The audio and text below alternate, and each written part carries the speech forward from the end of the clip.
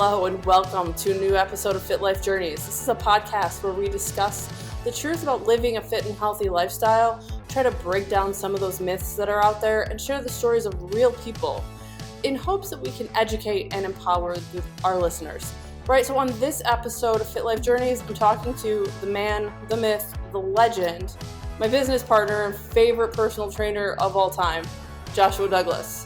Absolutely no pressure whatsoever after that introduction, sir. I'm happy to be here. Thanks for having me.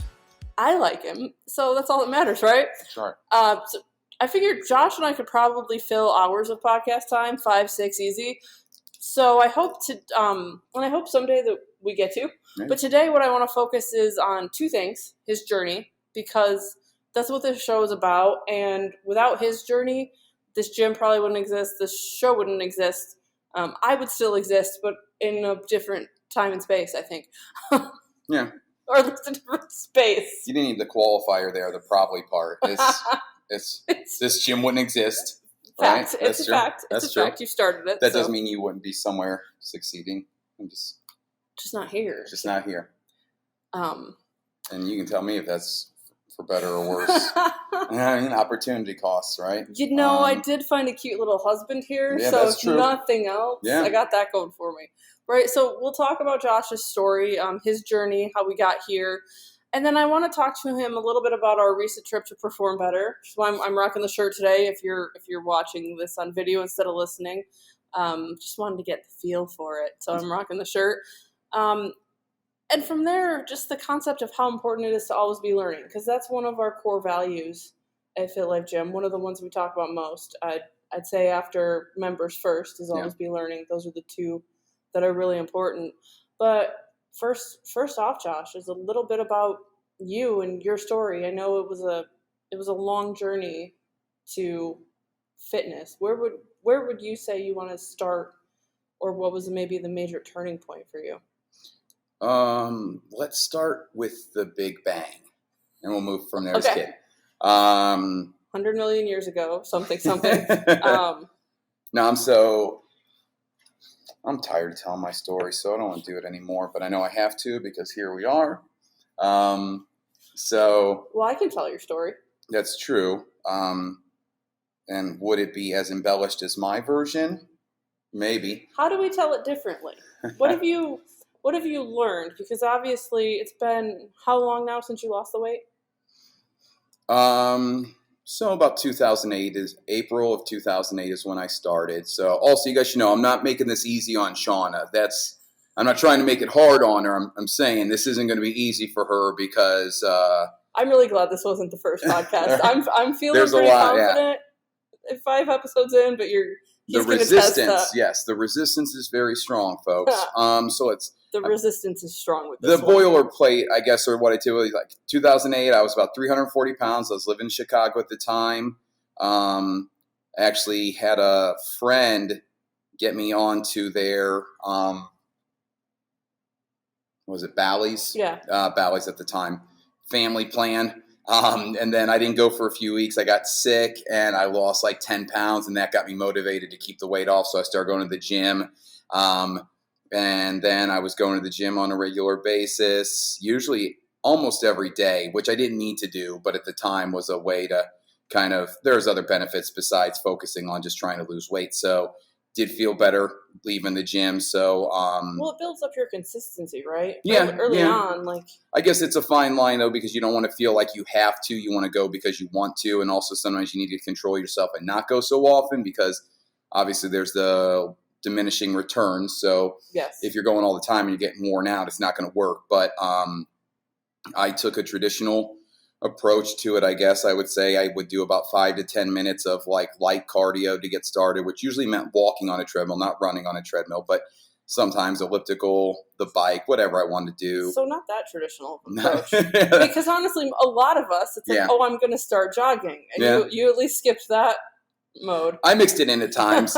But so started going to the gym on a regular basis and working on my nutrition and saw the weight coming off. And so that was cool. Gave me some more motivation, built up that momentum. I started riding my bike everywhere. Chicago's a great biking town, so that helped. Walking everywhere if you didn't have a bike was another thing that helped. And so I was going to the gym on a regular basis, working in restaurants at the time because I had a degree in theater, so that's what you do.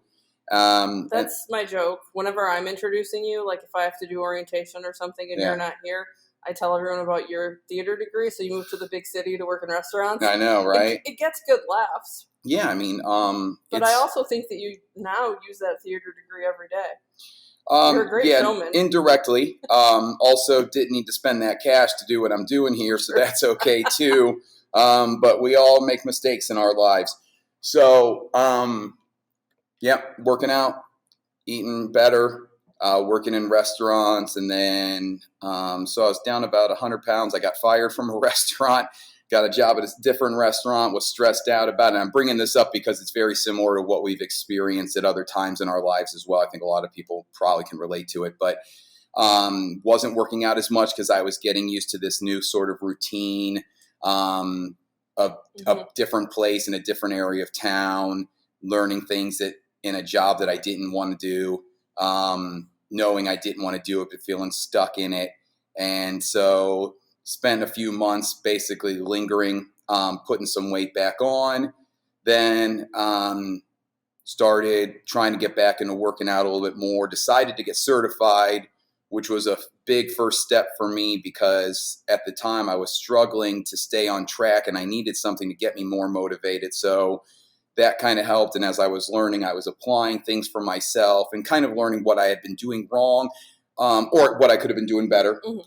Sometimes I was doing something wrong. Other times I was doing something better. In fact, at one point I was losing weight and I was working out a lot and I was playing soccer. And this is like 2008 still, maybe. Yeah, I guess this was like the fall of 2008. I'd lost a lot of weight, but I broke my leg playing soccer. Actually think I started it a couple weeks earlier playing soccer. And then the real breaking point, no pun intended, was a couple weeks later. So I had a broken leg. I put some weight back on because I was sitting around basically doing nothing for the day. And then I had at the restaurant, they let me do carry out orders. Yeah, so I was sitting on a stool. They were very good about it. They were very nice and helping me out. But I was sitting on a stool most of the time I was there, not moving around, put some weight back on. Once I was about 6 weeks after that, my leg was feeling better. I got into swimming, which I had actually started before I hurt my leg just a few weeks before and realized like, wow, this is really tough. So I kind of liked that at first, got back into swimming because it was one of the only things I could do.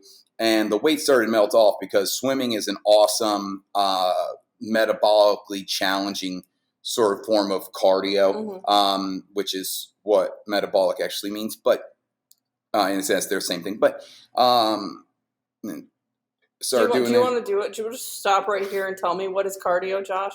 No. All exercise is cardio, and he can explain it very well.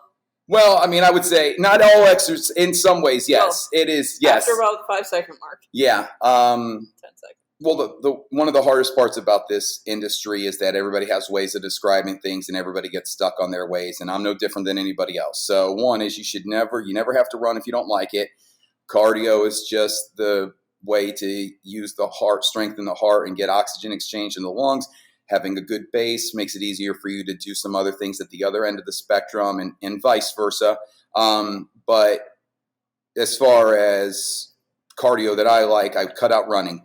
But I was swimming at the time, which is a great way to work those muscles. I mean, you'll never feel as tired as the first couple times you go for hard swims because it's different than what you've been doing, just like anything else, but in a way that's easy on your joints and your muscles just feel. So it's a great form of exercise.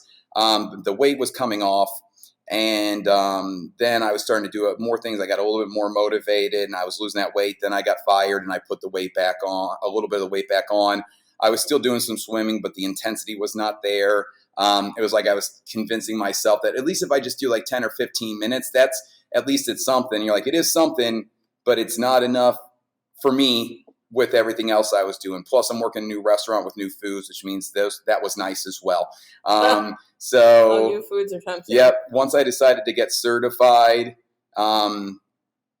which was a huge sticking point for me because I was chatting with my friend and they had said, talking about what if I do this and I'm not any good at it? What if I suck? Or what if I fail? And he said, he said, like, well, what's it matter? You're not happy now. So let's say Right. you spend the money, you don't like it, you're no worse off because you're not happy now. So did all that, got certified. During the certification, it was like there was like a synergy to all those things. It keeps you going. Like you get motivated to do a little bit better, do a little bit more. You're learning some things. And so got most of that weight off. Finally started working as I got certified, started working as a personal trainer at the same Bally's I was working out at. Did that for about 18 months. And I liked some aspects of it, but I really didn't like the big box gym in the sense like it was a sales gig. And with sales, it takes the fun out of it, and you're constantly having to be stressed about whether people want what you're doing, like what you're doing. And the other side is that the work that you're asking them to do is hard work, and the results come from them doing the hard work, not paying for you to coach them. And so you can get equally as frustrated with these people as you can get excited about it. And so it's like sort of being able to compartmentalize some of these things and understand like, oh, the goal is to figure out ways to help these people, not just tell them what to do and they just do it. You want a little bit of both of those. Anyway, so I did that for a couple years. Then I got real frustrated with it. I didn't like what I was doing there in that sense. So I opened up a personal training studio with a friend, my former business partner, and we did that for about 4-5 years.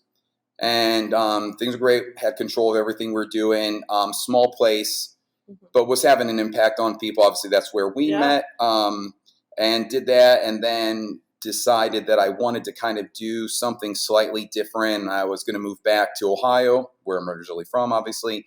And did that, sold that business, my half to my business partner, so we could move here, do what we're doing here. And now we're at about 6.5 years now, almost 7. Yeah. We're completing, we're almost at the end of our 6th year, which is pretty cool. And that was the long answer. I mean, that's the short. That might have been the short one. Well, it's funny because I know you said, like, you've told that story so many times. Yeah. And I've heard it many times.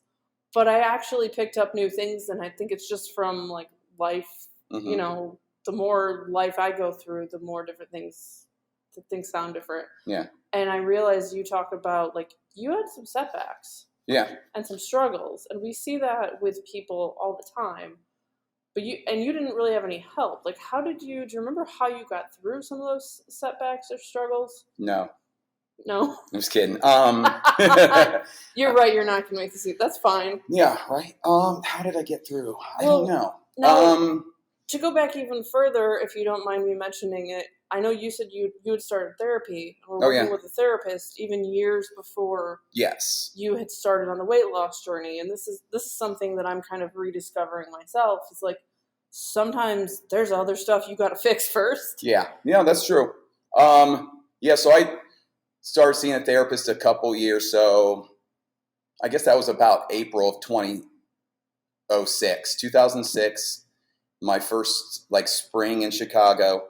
And then I didn't go there to talk about my weight and stuff like that. So it was really focused on a lot of those other things that a lot of people could probably use a little bit of help with. And so it was a couple years of going to therapy for this other thing. But like I said, I didn't go there for that reason.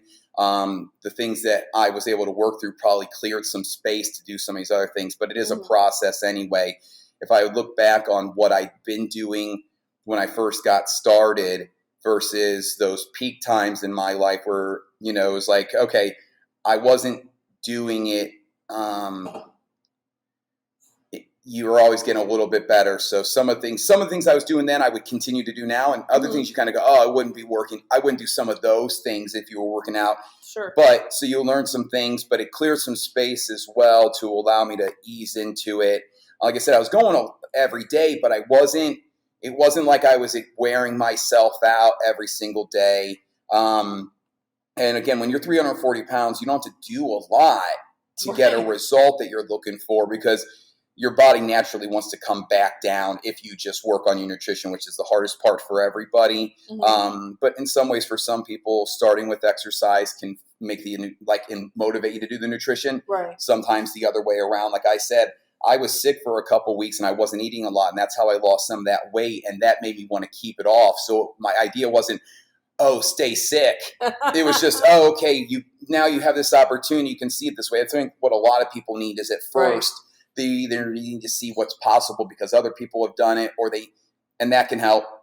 But the biggest thing is, can somebody lose a little bit of weight quickly if that's what they're looking for, or move better right away if that's what they're looking for? But let's be honest, most of the people that we're trying to reach typically want to lose weight or put on a little bit of lean muscle mass. And I would still say, if you had to bet your life on it, a person standing in front of you that reached out to you, they want to lose weight.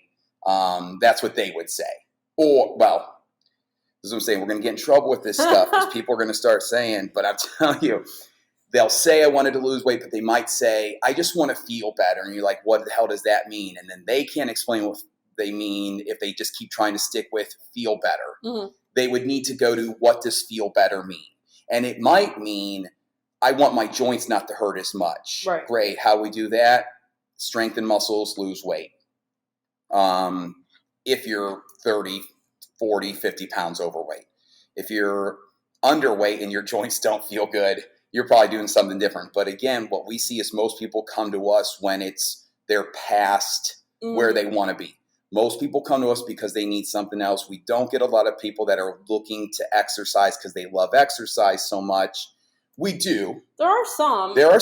And there are the rare butterflies who already have realized, if I keep up on these habits, I will always be in good shape. Yep. Right? When I was bigger, I was like, what are all these fit people doing at the gym? They're already fit. And it's like, oh, duh. But that will... So we get these, most of the members that come to us either want to lose weight or keep the weight off, right? There are other underlying health conditions that can help people. Like I said, if somebody came in saying, I want to be able to move better and live a more fulfilling life by being able to spend time with my kids, friends, or whatever it is, that would be nice as well. You'd still want to understand how it's important to you. But a lot of our members start with, I want to lose weight, and that's okay. There's nothing wrong with it. Then you got to get more specific, and that's very hard to do. The exercise works. We know it. It'll help people get stronger. They need to want it to.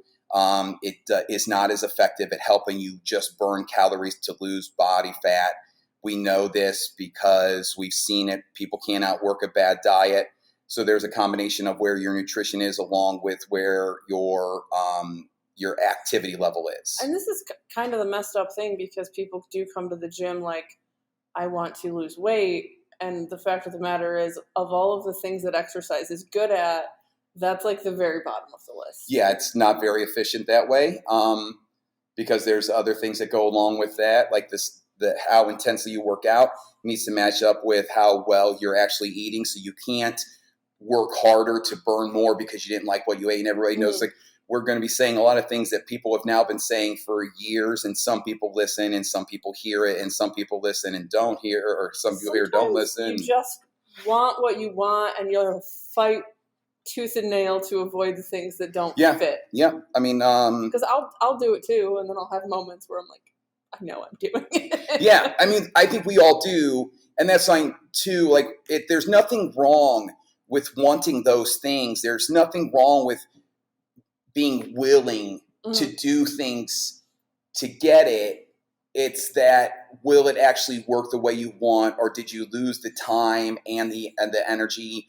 And does doing something that way and not understanding why it wasn't working leave you feeling like this won't happen for me and I can't do this? So, we have, when we started here, when you started with me, I was at a different gym and I had a couple different things that I had been working on, right? We did small groups. So we did focus on strength training. We called it personal training. We call it small, semi-private. And we would focus on traditional style, not bodybuilding traditional style. I guess if you said traditional style, what does that mean to each person that's listening to this? you'd have to ask. But it wasn't necessarily bodybuilding. It was traditional style of. Right, because if you had asked me beforehand what traditional was, I probably would have said squats and bench press, squats, deadlifts, and bench press. Like, so I haven't, at the time when I first started, I wasn't turned on to all the people I've turned on to as well now. But one of the things I know that at the time I didn't know that that's what we were working on was what we might call general physical preparation now. Right. And functional training became the very popular thing when I first came into the industry, when I was getting, in fact, that was my certification had some of that functional training aspect to it as well. We could get into what functional training means, but to me, it simply means training that allows you to do the things that you need to do outside of the gym, whether it's your job or to have fun or just to stay healthy and work in your garden or take out the trash, any of those things, right? Move this table from one room to another. Thank you. These things that you're like, oh, this is, you want to be prepared for this. And so it's not about doing bicep curls on a Bosu ball. I've never done that, by the way. But I worked with somebody who did. This was one of the reasons I had to get out of the big box gym, because sometimes you see other people that look just like you or dress like you that have the same job as you, but they don't do what you do and they don't have the same job as you. But hey, if somebody says, I really like this exercise, you give them a little bit of it, because you gotta, sometimes you gotta give people a little bit of what they want to show them. I'm willing to meet you at some spot, but let's not focus on, this ain't our primary lift, my man. And so, but I swear I've seen it done. And almost everybody, if you work at a big box gym, has seen some stuff that you go, and I have also done stuff that I would never do again. So some of my first clients at my big box gym, I appreciate you taking the time and investing in yourself and in me at the time and helping me learn through you. I am sorry about the mistakes that I made. There are things I would do differently now, but none of it was ever done knowing that it wasn't the best thing. I had to learn through others. You is what I'm saying. I had to see the things that you were doing, that I was doing that weren't working, and find ways to make them work. So I'm not saying I'm sorry. I'm saying I owe you an apology, but I'm not going to say I'm sorry. You could have quit at any time. But Thank you. Yes, so we have that was very popular at the time. You thank people for their patience. Thank you for understanding. You Thank you for being understanding and being patient. I appreciate that. Some of you weren't patient. That's why you didn't stick around, because you wanted it too quickly, which is understandable. We all do. I want it all yesterday. I'm pissed off that I'm waiting this long to get everything I wanted. So it's fair. But functional training became the very popular phrase, and so people would do different things, but they thought it meant. There's nothing wrong with balance work, and there's nothing wrong with bicep curls, but sometimes putting them together, you got one ass, you're trying to ride two horses, and it ain't going to happen, right? So crush those bicep curls and do some balance work. So I think it was Dan John at Perform Better. I'm going to get to more Perform Better later. But he said, you can program anything you want, but if I ask you why, you have to be able to justify it. Yeah. So if you're going to have somebody on a Bosu ball doing bicep curls, why? Yeah. And now they could come back to, no, this is functional training, and you could keep getting more granular, but that became one of the fallbacks. Like, we're trying practicing function. I'm getting some balance work, and he's getting those bicep curls in, and it's like, but is he doing either of them well enough that you would say he's getting a benefit from either? And then you'd say maybe not physiologically, but his mindset, he might like doing this, and you say, well, then is that why you're okay? But let's not give them only what they like if it's not going to give them the result. But then they have to be attached to the result that they're looking for, and that's the thing they have to wait for. So you have to go through all the shit in order, and we're all to cuss, right? It's not going to fucking matter. So I know we're going to, but you knew what this was. So I don't actually know what it means. There's a little box when I post these. You have to check if it's explicit. Oh, they say this motherfucker talks. So I've just been trying to keep the F words to a minimum. So we're not. Like I told Tia and Carrie, I said I was PG-13, and then they didn't understand. I was like, yeah, we're still at PG-13 so far. No, you've already got 2. It's fine. 2 goes over 13? 13-year-olds? PG-13s get 1 F-bomb. Oh, really? And if you watch, it's actually fun. I didn't. I only said the F-bomb one time. I said motherfucker the other time. So really, in a sense, you're like, no, that was an MFer, right? And we still have to get to the word. We're still only on the first question, and you're 26 minutes in. Yeah, we're getting canceled today. is what we're going to try to do. But My goal is always. So it's actually a fun way to watch a PG-13 movie to see where and how they use their F word. Yeah, that's interesting. I don't watch PG-13 movies. I look for the R rating, or I don't understand what I'm going to get out of the situation. You know what I mean? I'm not watching kids shows. Keep that shit on Disney Plus. Also, that stuff's falling off too. All their shows suck now. But no, we're good. No, we're good. That's good. That'll be a whole other podcast. So there was something else when you started. Where were we? We will go all over the place. If there's anything I've learned about a podcast is I start with questions in an order and I do not follow it. It does not last. But one thing, so you started talking about the beginning of your journey and times things would go well and then kind of slow down and go well again. And it made me think of, you will often ask members, or you've asked me this before, people who've had success in the past and then are struggling, you'd be like, well, what worked before? Yeah. And a while back, you asked me that one time, and I was like, well, I didn't have anything else going on in my life the last time this worked well. And that kind of struck me the same thing with you. It's like you were going through stuff. So, like, you know, you're injured or you quit a job. So it's like sometimes it's like, Yeah. Well, the dangerous part about what worked before is sometimes people will have extreme examples of what they were able to accomplish and the reasons they were, and they might not see it that way because, again, if I'm unhappy and this thing is the solution and it sucks, but it's the solution, then I might tell myself it's worth it. But we also know it's very hard to repeat what was being done before because, again, there's more than just what were you eating and what were you doing exercise-wise, because it'd also be like, well, what was your motivation then and how much focus were you able to give it? What other circumstances were you working under? And so any sort of change to your routine outside the gym is going to impact your nutrition, your fit life routine, right? So what does fit life even mean? What would it mean to be like live a fit life? Feeling good and being able to do the things with your life that you enjoy doing, right? So feeling good is physically, how is your body feeling? Energy levels, aches and pains. Do you like the way your body looks as well, fitting your clothes? Again, I'm not prioritizing any of these. For me personally, it would be one, moving well and feeling good as I'm moving, because if you don't have that, odds are it's going to, at some point, you're not going to be able to do the other things anyway. So that's like the foundation. I've been dealing with a lot of pain, and it's like, we can talk about weight loss and looking better in clothes all you want, but the pain needs to be handled first, or I'm not going to be able to do the other things anyway. Then it's almost like the tip of the iceberg stuff where you would say like, oh, you want that, but here's all the things you have to do to get it. But also might be like, you want to feel this way, but if you don't feel these ways first or while, you're not probably going to get that thing, or it won't last. Because if you're willing to really punish your body to get a result, and by punish, I mean work out more than you need to and eat less or worse than you should be.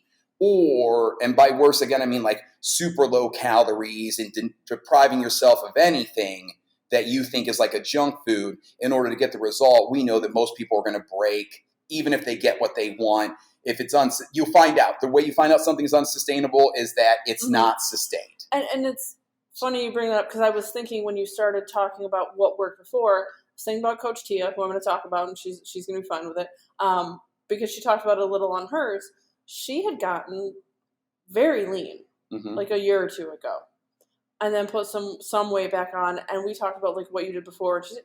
She's not doing what she did before. She looks fantastic right now. She's lost a lot of what she put back on, but she's like, no. She's like, I saw that cost to being lean infographic that Precision Nutrition has, and I saw what it takes to get a six-pack, and she's like, I decided that I like life more than that. But she also might find now she doesn't have to, right? Like, this is, again, and this is my poll all the time, as you know, that in some ways I'm a contrarian, but I'm not here trying to think, let's keep a perspective of all these things. The cost of being lean at that extreme end of lean, even we would acknowledge this is done by people typically in competitions who have body issues, right?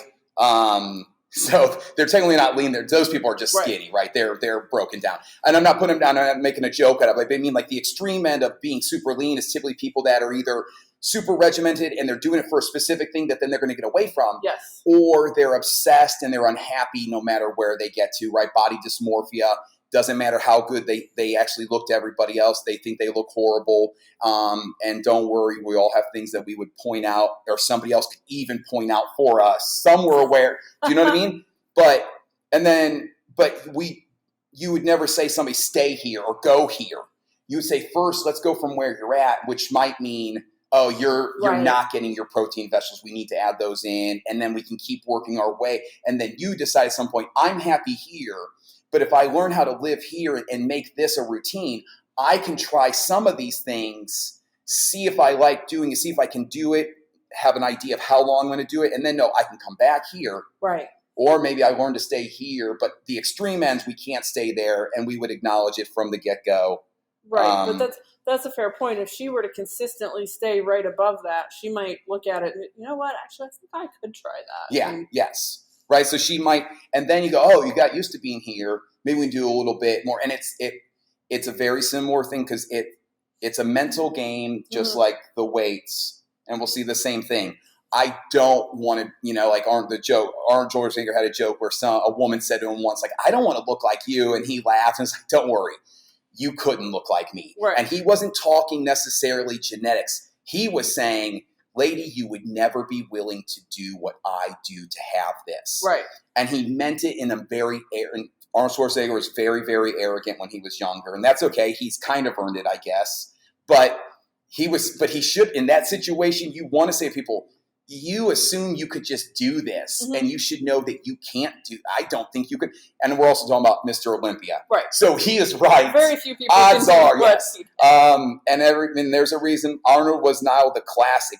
Before Arnold, his physique was not what people looked for as the classic physique anyway. Right. And a lot of people would say athletically, he's too big chested. His chesticles are like, they were right. Even when he wanted to make the movie Conan, they wanted him to lose 30 pounds because he couldn't swing the sword athletically. He was too. You sacrifice something to have this thing. So if you want to be big and bulky and you want to look like a bodybuilder, you're going to sacrifice at the athletic end. Yeah. Maybe not completely, but you're going to lose it. If you want to be super lean and super cut and look like, let's say, Brad Pitt. Now I'm using men because I'm a man. Mm-hmm. I don't like to use the women because it's sort of projecting. I know what men think. I have an idea of what women really think. I know. I said an inkling. I said an inkling. But what I mean is I would never want to tell a woman because I don't want to project what I think of as a beautiful woman onto another person. And I also don't want to make assumptions because I don't want to think everybody wants to look like Kate Moss either, who I'm not putting her down when I say like that's, that was the heroin chic, very skinny. Yeah, it's funny. My mom complains about Kate Moss all the time, about the idea of like everyone wanting to look like Kate Moss or be that skinny or whatever. But my mom also yells at me for not losing weight. So, but then you could also have like now I'm going way back, and these are people before my time. But if you said like Raquel Welch, who at the time was like a sex symbol, Marilyn Monroe, who's the Italian that was in Grumpy or Old Men? Oh, Sophia Loren. Sophia Loren. They were curvier women. There's like the Rubenesque type women. You could say all those look beautiful and I want to look, that's great. I don't really care. I'm not saying, so I would never want anybody to feel like I'm saying, here's how a woman should. I'm not even saying this is how a man should look. But you want to look like Brad Pitt? No, but some people would. Like if you said, what does cut look like to you? What does it mean to you? They might say Brad Pitt in Fight Club because there's the picture of him and wearing, and he's standing in this way, right? And there aren't many men who'd say, I wouldn't want to look at that. But if you know how small he is there, a lot of men would not want to look like that. See, I want to feed him in that picture. Yeah. I know what picture you're talking about, and I do think he looks aesthetically pleasing, but I still want to feed him. If he's healthy there, that's good too. If he said, no, this is just naturally what I do, and he said, good. But again, men are as prone to it, but just different ways. Mm-hmm. They're like, sometimes women, and I'm almost going to say, and see, we're getting in trouble here, But we all know, I know, and everyone, I've said this before. We're here to get in trouble. It's fine. The beauty images that women talk about are projected on them by other women, not by men. No matter what you say, because I talk to men, I don't hear men say the things that women say about other women, and men find so many different women beautiful that there is no like this. Now you can always have the others. You can have the extremes because you're going to have the women too say, I need a man who looks like this. He needs to be this tall and look like this. And there are going to be men who say, I need a woman who looks like this and this. Fine. But what we're talking about is what are you saying? So if you said to me, what would those ends be? I'd be like, Arnold is the muscular. If I said, I want to bulk up and put on muscle mass, I would think, in my head, I'm thinking Arnold. But I might also say Terrell Owens. Because if you know Terrell Owens, you've seen him, football player, most wide receiver in the NFL. But that dude was like a specimen, right? And then you go, there ain't no way I can do what Terrell Owens does. Terrell Owens, by the way. He hates it. It's not Terrell, it's Terrell. As much as that guy was a pain in the ass for teams, I still really liked him. I liked his honesty. Did you by any chance see the video of Nick Chubb squatting 6'10"? Yeah. So am I the only one that couldn't stop staring at how skinny his calves are? He's able to I didn't know. I was watching. I did look at how wide he was going with his stance. Yep. And that was a special bar. So that weight wasn't bending the bar. The bar was meant to be bent that way. So it's a challenge for stability. It also allows the bar to actually have some movement, but there's a challenge to it beyond the weight. So straight bar, he might have been like an Olympic bar. He might have been able to do more. I don't know. I don't understand. But so when people see that video of the bar bending, but I was watching how wide his feet were in relation to his knees and his hips. But everybody's a little bit different. But you'll find those athletes, as they go heavier in the weight, their squat actually looks more like a sumo position. Yeah. Because it feels like their hips can get lower. And he got parallel and back up. And that was good. But then the other end might be Brad Pitt for me. So if you took anybody else, you asked a woman, who would you say these, like, you would be fine with either, but maybe they're too much, But then again, sometimes you have these images of yourself, or you're thinking what you're trying to do or what you want, and then you kind of think like, how realistic are either of those? If that's what you're chasing, you're probably going to end up frustrated unless you're one of those very type A and almost OCD about it. To make that or you give yourself a very long timeline, right? Yeah. Things like that. But I try to change my mindset and just learn to be happy not looking like things that are almost impossible. That's true. And I think that you do need to change your mindset, right? It's if you can't be with the one you love, honey, love the one you're with. But what also comes with that is you want to be taking the actions of a person that you would love. Yes. So I go to the gym and work out because it gives me a mental refresher and it helps me move better and feel stronger. Unless when you're going to the gym, it doesn't do those things, right? But talk about, well, what would you love? It's like, it's not usually that I might not like my body, and that could be possible. It's if I'm not liking the way my body looks, am I also frustrated that I'm not doing the things to have my body look the way I want? Because there's places like, look, your expectations might be unrealistic, but maybe they're not, and they're not unrealistic. So you set these process goals, right? Progress goals, whatever you want to call. So progress goals would be like, I want to lose 50 pounds. I need to lose 5. That's progress. Yes. I want to do 5 chin-ups. I need to learn how to do 1, right? So that's the progress. I just did 1 chin-up. Like, great. Now we keep doing these until we get to 2, 3, 4, 5, right? So you can appreciate that. But if you're like, I need to lose 50 pounds and I'm not doing any of the things, it's like, yeah, you're probably going to beat yourself up a little bit more because you're not doing the things that you need to do. And you're not liking the way your body looks. So there is a place there. So it's action is what we're talking about, not the result at first. And that can be tough. Things like we talked about coming back. Bring it all the way back to what we were talking about was the change in circumstances can have those things happening. So when you're not doing the things that you feel like you need to, that you kind of say like, these are things that I want to be a person that does these things. And when you're not doing those things, it means you're not that person. And can be as frustrating. And then you say everything around you looks like that as well. So there's a lot that goes into it. Some things are going to be out of your control, but you can start to like the person the way you look based on what you're able to do with your body. But it's probably going to be a combination of the two for everybody. And we know we have members who might say, like, you look great. Yeah, but this. Most people start with, you just gave me a compliment and I'm going to cut it down a little bit. I'm almost insulting you, but you understand because you know what it's like to be so self-conscious. You're like, yeah, I'm not insulted by you rejecting my compliment. I'm able to empathize with you because we all know what it's like to say, yeah, nah, right? Oh, see, I just go, what, do you call me a liar? And then watch their face. Well, no, I mean, if I said, man, you're looking, you look like you're looking lean, you're looking great. That's a dangerous place to go as well. There's so much of this mental thing that you just want to be able to get rid of it, but it's true and you got to be understanding. And sometimes you're understanding, sometimes you're not. There's nothing like having somebody go, you look like you've lost some weight right after you've just eaten half a pizza and you feel like crap about yourself. Yeah. Yeah. Right. I'm sure I'm trying real hard. I'm sure that's true. Well, when they would tell, so now who's the director of Citizen Kane? Oh, goodness gracious. How do I know? Orwell. No. Yeah, I was going to say. No.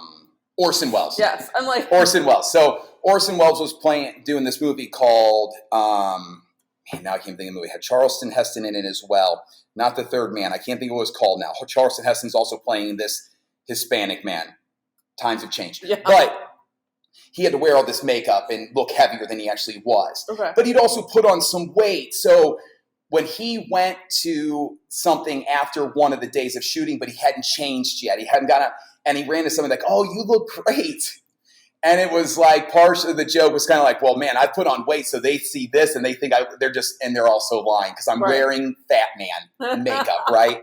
And so the point is, when somebody sees you, they want to pay you a compliment. So they might say you look great, especially in our field where they know, oh, I've seen your check-ins. You've been working out. I'm going to tell you look great. Why? Because partly I do think you look great. Because if you've been working out, you must look better. Mm-hmm. So you know what I mean? It plays a part, and it works the same way in our heads. And none of this is verifiable by any research that I've ever done besides human beings and working with them for quite a few years. So this is almost everything I'm going to say is going to have an aspect of bro science to it as we go through it. And some of it's substantiated by real science. But do we really know what that means anymore? Okay. Nobody knows what that means anymore. This is where we're not going. I love it. I could stay here forever. I didn't know you were into bro science. I never think of you as a bro. Look at some bros and you go, there must be some truth in that. Yeah. Again, you don't necessarily need to know how or why it works for it to work. The problem is if it works and you don't know how it works, you might not be able to replicate it in a way for somebody else because you might not be using principles. You're using principles, you just don't know the principles. So then... Well, if I had a healthy relationship with food and worked out like a bro, I would probably get good results. Sure. And maybe. Or at least some results. Yes. No, remember, not every bro has a healthy relationship with food or their bodies, right? Men are the same as women. But what I'm trying to say is, like, if you can say, like, oh, why does bro science look like it works? Because there are people that follow it that get results. Yeah. There are also probably people that follow it that don't get results. So yes. Yeah. Right. So there's multiple ways to get to the same place. Mm-hmm. But when when two people get to the same place, the one thing you know is the things that you did got you here. Maybe not as fast if you show up to the location 10 minutes before me because I took a different route that I thought would be faster and you found out, no, it wasn't faster because you got caught at those lights, as opposed to a person who's like, I'll just sit at these lights and I'll wait because... Like, I actually get here faster waiting for a train than going around the block. Yeah, right? Unless it's one of those really crazy long trains. Because then you but also... I'll usually go along the block anyway, just in case. Is this, if I see, the train just started, I'm going the other way because odds are I'm going to beat it. There are other times, and this is... I love analogies and metaphors, but sometimes the stress of trying to get to a place faster by taking the different way, the anxiety that comes with that is worse than sitting in your own shit and saying, I'm going to have to work through this way. I'll wait for these lights because this direct road I know is going to get me here no matter what, I might just need to be patient at these times. This makes a lot of sense because I would rather be moving than sitting. Yeah. And that makes perfect sense because how often do I avoid sitting in my own shit? Well, because moving makes you think I'm doing something. Yep. And how many people spend more time at a gym than they need to because they keep thinking this means I'm doing this, I'm going to get there faster. But then maybe you're not doing all the things that you need, so you break your leg playing soccer because a 340-pound man who's now down to 300 pounds still needs to be doing things to strengthen his body because running is jumping from one leg at a time and turning and twisting to stop somebody, to kick the ball, to do all the reaction lines. Like, I needed more balance and stability training. So when I first got into coaching, I was definitely personal training, I guess you'd say, at Bally's. I was the one that these people would complain sometimes, like, I just don't know what this is doing for me. And it's like, it's just preparation work. We're not spending 30 minutes doing single leg. Well, the good news is reaches. 10 years on, people are still asking. Yeah. But now I'm used to it. And they'll say, what does this work? And I say, your ass and your abs. Really? I'm just doing, butts and guts, whatever you want to say. It works your booty, or guys, biceps. This 3-point, like, I'm just standing on one leg, biceps, dude. Well, to be fair, almost every exercise is working your butts and your gut and your abs in some way. In some way, if they're integrated properly. But like, and most of the time, the things I'm saying are because I've experienced them. There's probably some projection. And then you work with people long enough, you go, oh, we're very similar. I see how you're thinking. That doesn't always mean I'm good at empathizing because I have another thing working here, which is the pressure and the obligation of still getting you where you want to be, or helping you and communicating to know where you said you wanted to go, you now realize you don't want to go there. And most of the time because you want to be, because they realize I don't need that and that's not what's going to fulfill me. I want this other thing. So I'm changing because I know fulfillment's coming. Not, I realize what I have to do and now I just kind of got bored and I don't want to do it. This was harder than I thought, so I no longer want that. And it's like, Yeah, so cognitive dissonance is a big part of this. Again, I don't like using the word excuses, and I don't like using the word lazy. But those are and when I say but, I don't mean it like, but I'm going to. I mean, but that's what most people would say. So I've started overusing the word excuses, and it drives people crazy. But it's because if people can come up with something that they think is a good enough reason, they will then use it as an excuse because, oh no, it's not an excuse, it's a reason. It's really stopping It's a crutch. Yeah. So I've just started calling everything excuses because it's either stopping you or it's not. Yeah. It might be the most valid thing in the world, but if it's still stopping you, it's stopping you. Yeah, and stopping you. And it's like, again, it's an excuse to me, I guess but in some way I would say, the thing that you say to get out of doing the thing that you know you could and should. Now, should is a hard word, but I simply mean if you know what you have to do to get a thing, that's the stuff that you should be doing at some point. And so, again, even the word should, we know, we've talked about this before. Right. PN has some great articles about this as well. My therapist tells me to stop shooting myself all the time. Yes. But most of the time, that's because you're beating yourself up about something. But there is a level of you going to say, well, to get this, you need to do this. Right. And if we agree that you want this, and now we've gotten to a place where you can. Now, sometimes we're shooting ourselves about things we can't do. Right. Or things that other people think we should do. Yeah. Maybe we could call that you're shooting your pants. Stop shooting your pants. It smells like should in here right now, right? This whole place smells like should right now. And that's fair. But that's because people are thinking of things that they can't do yet. What we're talking about with excuses would be you can and you won't. Right. And you're using this to say, it'd be better to say I'm scared. Because on what we're going to come back to most of the time is, right, happiness and confidence are the reason that we want to be leaner, stronger, right? We do things to be happier. Confidence lends itself to happiness and vice versa. When you're happy, you feel confident. When you're confident, you feel happy. So that's what gets us going. What stops us is typically fear of a lot of different things. It's a very complex thing. So I'm going to simplify it and generalize. But most people are like, you're afraid of looking like a failure. You're afraid to find out, this really is for years. I thought this wasn't who I was and I could always snap out of it. And now, and you're like, and you're still wrong. Because remember, fear is going to probably lie to you Right. most of the time. It's going to represent, you're going to see things in a different, out of, Mhm. different perspective because you're scared. And that's where you want people to go to. You want them to say, like, I want to be like, what is going to make you feel happy and confident? Stop saying feel better or look better or lose weight. Say specific things like, I want to fit into these jeans. I want to be able to do like this dress. I want to be able to do this thing with my body. And so, to me, this is where things get more complicated again. Yeah. Because people will see those things and think this is what's going to make me happy and confident. You know this because you were there. I lost almost 200 pounds. I was not happy or confident. Well, I might have been But you were happier and more confident, so I was right? happy for a while. I was confident for a while, and then what happened was I realized it wasn't just like blanket happiness and confidence. Yes. I was happy in those results, and I was confident I could do a certain thing. And then when I got put in different positions where I wasn't confident, it kind of derailed me. Yeah. So that's where, as much as like I do still want to lose weight again, and I think that I would feel better, and all those things.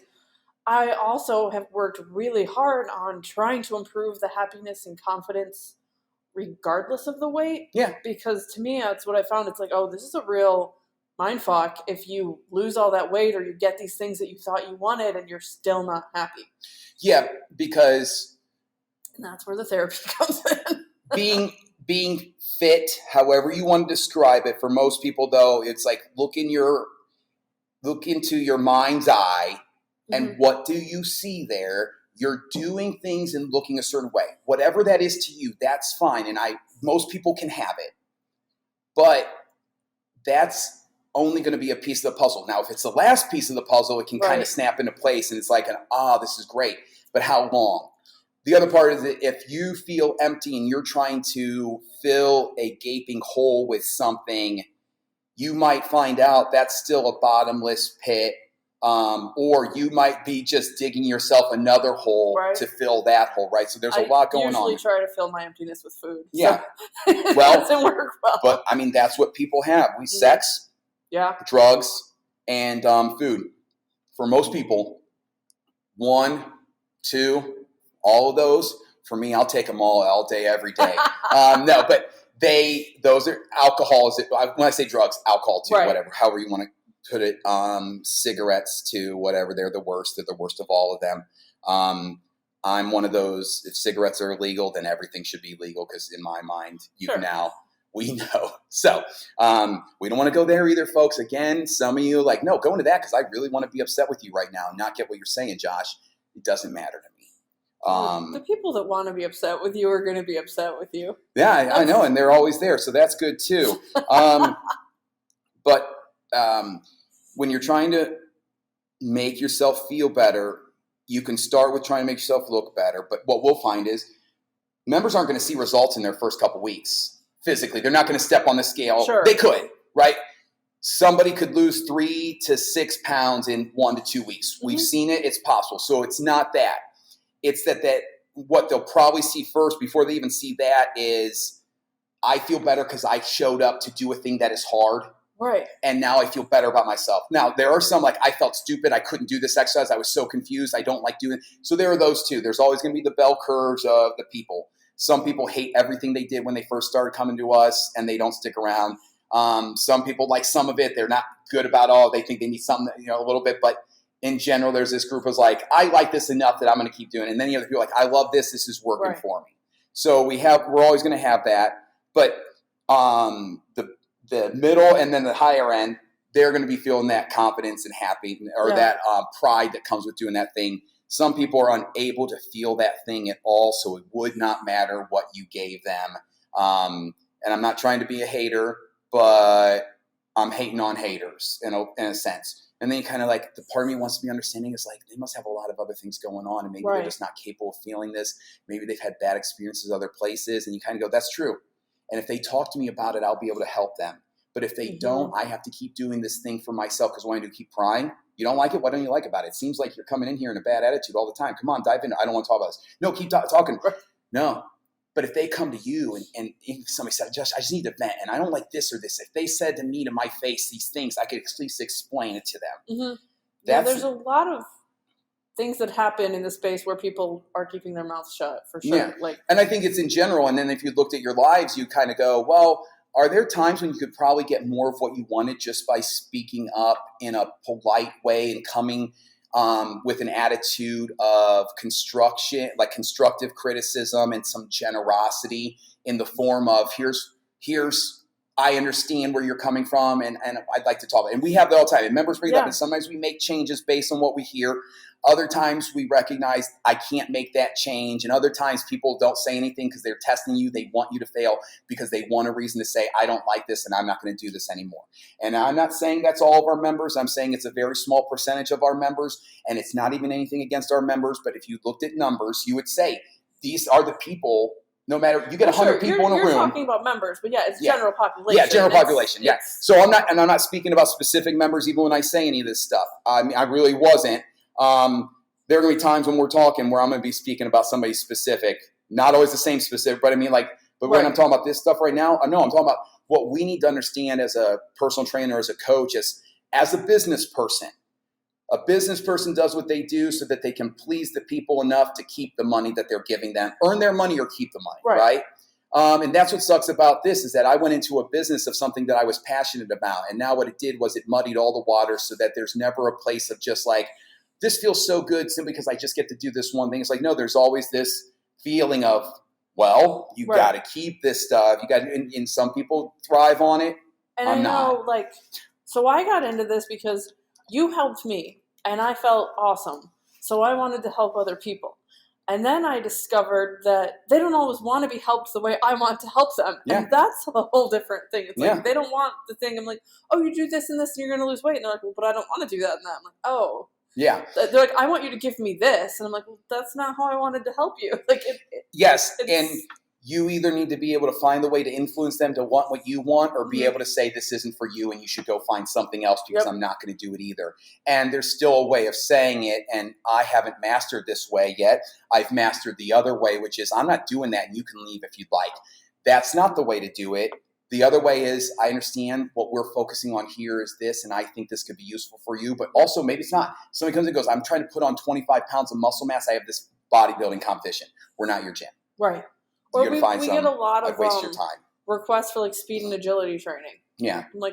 And it's interesting, but this isn't the place for that. Yeah. If you really like a treadmill, we're not the place for you. And that's okay. And obviously because you want people to find the thing that they're looking for and you want, because if you're trying to get somebody to want something that they don't want and you're trying to use your thing, say, no, keep wanting this, they're just not going to want anyway. And they're eventually going to get fed up with it or you're going to have unhappy people. So we want people to stick around and like what we're doing. But to help people, sometimes you have to be harsh, and I don't mean rude harsh. And I guess you just say honest. Yeah. And that's a hard thing to do as well. You got to be patient because I could berate somebody for not doing what they're doing and not even, and I don't want to. Right. Like I don't take pleasure in and that's why I don't. Otherwise I'd probably do it more because I'm self-indulgent at times. But you need to be able to it's rigid but flexible. You got to be like a samurai sword. You have to be honest, but also kind of understanding. And so honesty, you don't want to be harsh about it. Other times, there's no way. It sounds harsh. And some are like, that sounds really harsh. Say, I don't mean it in a harsh way. I'm just being honest with you. Now, if you said, well, then why did you use the F word 3 times in one sentence if you weren't trying to be harsh about it? You go, I don't fucking know. I'm just trying to fucking talk to you about this fucking thing we were trying to do. And you're like, well, that was 2 or 3 sentences, Josh. But you find in this place, and the place that I struggle with is the patience aspect of it. Not because I'm not patient with them, but you're afraid that they won't be patient enough. Right. And then it's not, there's a part of it's like, yes, because I want to help you and also I don't want to lose your business. And there are people that are going to, it's like, it is the truth about this. If I go into this business, I want to help you and I want to make money. Those two things don't have to be, they're not independent of each other, right? They're not exclusive. Right. They're not mutually exclusive. So I need and want both. And members need to understand that as well. And actually they can use it to their advantage, because they should say, I'll keep going to this person for help because he doesn't want to lose my business. So if I talk to him more, he'll try to do some more things to help me. And if I keep talking to him, I might learn some things as well. Now, if you come with, I'm going to tell him exactly what I should be doing, and then he's going to help me do that. And if he doesn't, I'm going to go someplace else. Let's go, I would just stop right there and just go to the other place. Right. Unless we've never talked about it before and you don't know where I'm coming from with some of these things. So you're working on this. Now, some of you might be like, no, Josh, I don't think you have a problem being harsh. It's like, but we probably never talked one-on-one before then. Because nobody leaves a session with me, I don't think. You're a teddy bear. Yeah, it said, well, because I'm trying to be understanding. Because there's also, it's like, hey, I understand. I understand where you're coming from. Because either at times I was in that place or right now I'm in that place as well. That's okay. So people think you're the mean one. I'm like, you have no idea. Josh is not the mean one. Yeah, I don't think I'm the mean one. Definitely me. Yeah. Well, I wouldn't say there aren't. You're louder, but that's the thing. Like, you're louder than I am. You're more boisterous. You can appear more aggressive. So they just naturally assume that you're going to be like overbearing or something in a conversation. They've seen me lose my temper in a general way. Not necessarily me freak out on somebody. Right. Maybe they've seen that too. There's been a couple times they deserved it. I was still wrong, but they deserved it. How's that possible? Life's about dichotomy, I guess. Two things can be true at the same time, even if they seem oppositional to each other. So they've seen that, and it scares them because they're, and this is my own fault. This is what I talked about yesterday, right? Like, you see the guy who always plays the villain in the movie, and you see him at the store, and you think this guy's probably a real mean person. He's like, no, because he was doing this thing that he needed to be this thing. And he's playing this role. So somebody might think that about me. Although this is still real life. Well, so I was watching Aquaman, and it was like, how did they cast Willem Dafoe in a character who you're not supposed to know is the bad guy until later in the movie? Yeah, right? As soon as I saw Willem Dafoe, I knew this guy was going to end up being the bad guy. Yeah. Like, well, that's what I felt about Red Dragon. When Ray Fiennes played the Red Dragon guy. You mean Voldemort? Yes. So when he played that character, it was like, oh, I think they should have had a relatively unknown actor. Sure. Because then there's more of a mystique to what is this person. And this is nothing against Ray Fiennes because he did a great job, but you're still like, oh, I know Ray Fiennes is the bad guy here, and I know Ray Fiennes. And that's like playing the supervillain. There's kind of like, oh, that's the part you want to play. So actors want to, but sometimes you're like, I think it would have been useful for them to not have, but we're getting off course. It happens frequently. No, not in my experience. But you're trying to work with people and trying to figure some things out, but you need them to communicate with you. And if they're afraid to communicate with you, that's not always their fault. Again, you have to ask yourself, what have I been doing wrong? And I will say that over the last couple years, even before that, but the last couple of years, there is a lot of like, what have I been doing wrong?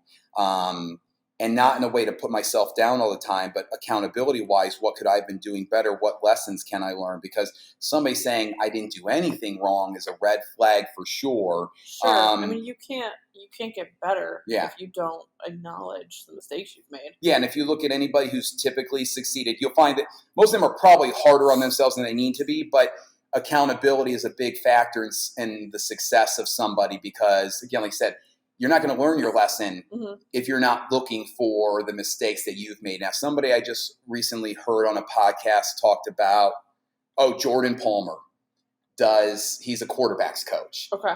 And they talk about areas of attention. So where we might say room for improvement. So not what are you doing wrong, but where are the areas of attention. So I like that. I might start using that. And that's about accountability and understanding those things. But for us, we have to be influencers, not slave drivers or whatever you might want to say. We call it boot camp, but we're not boot camp drill sergeants. That's never going to work for our members. Although there are some that always think it will, and then they find out, no, it's not. But figuring out what you're doing wrong and how to try to help people.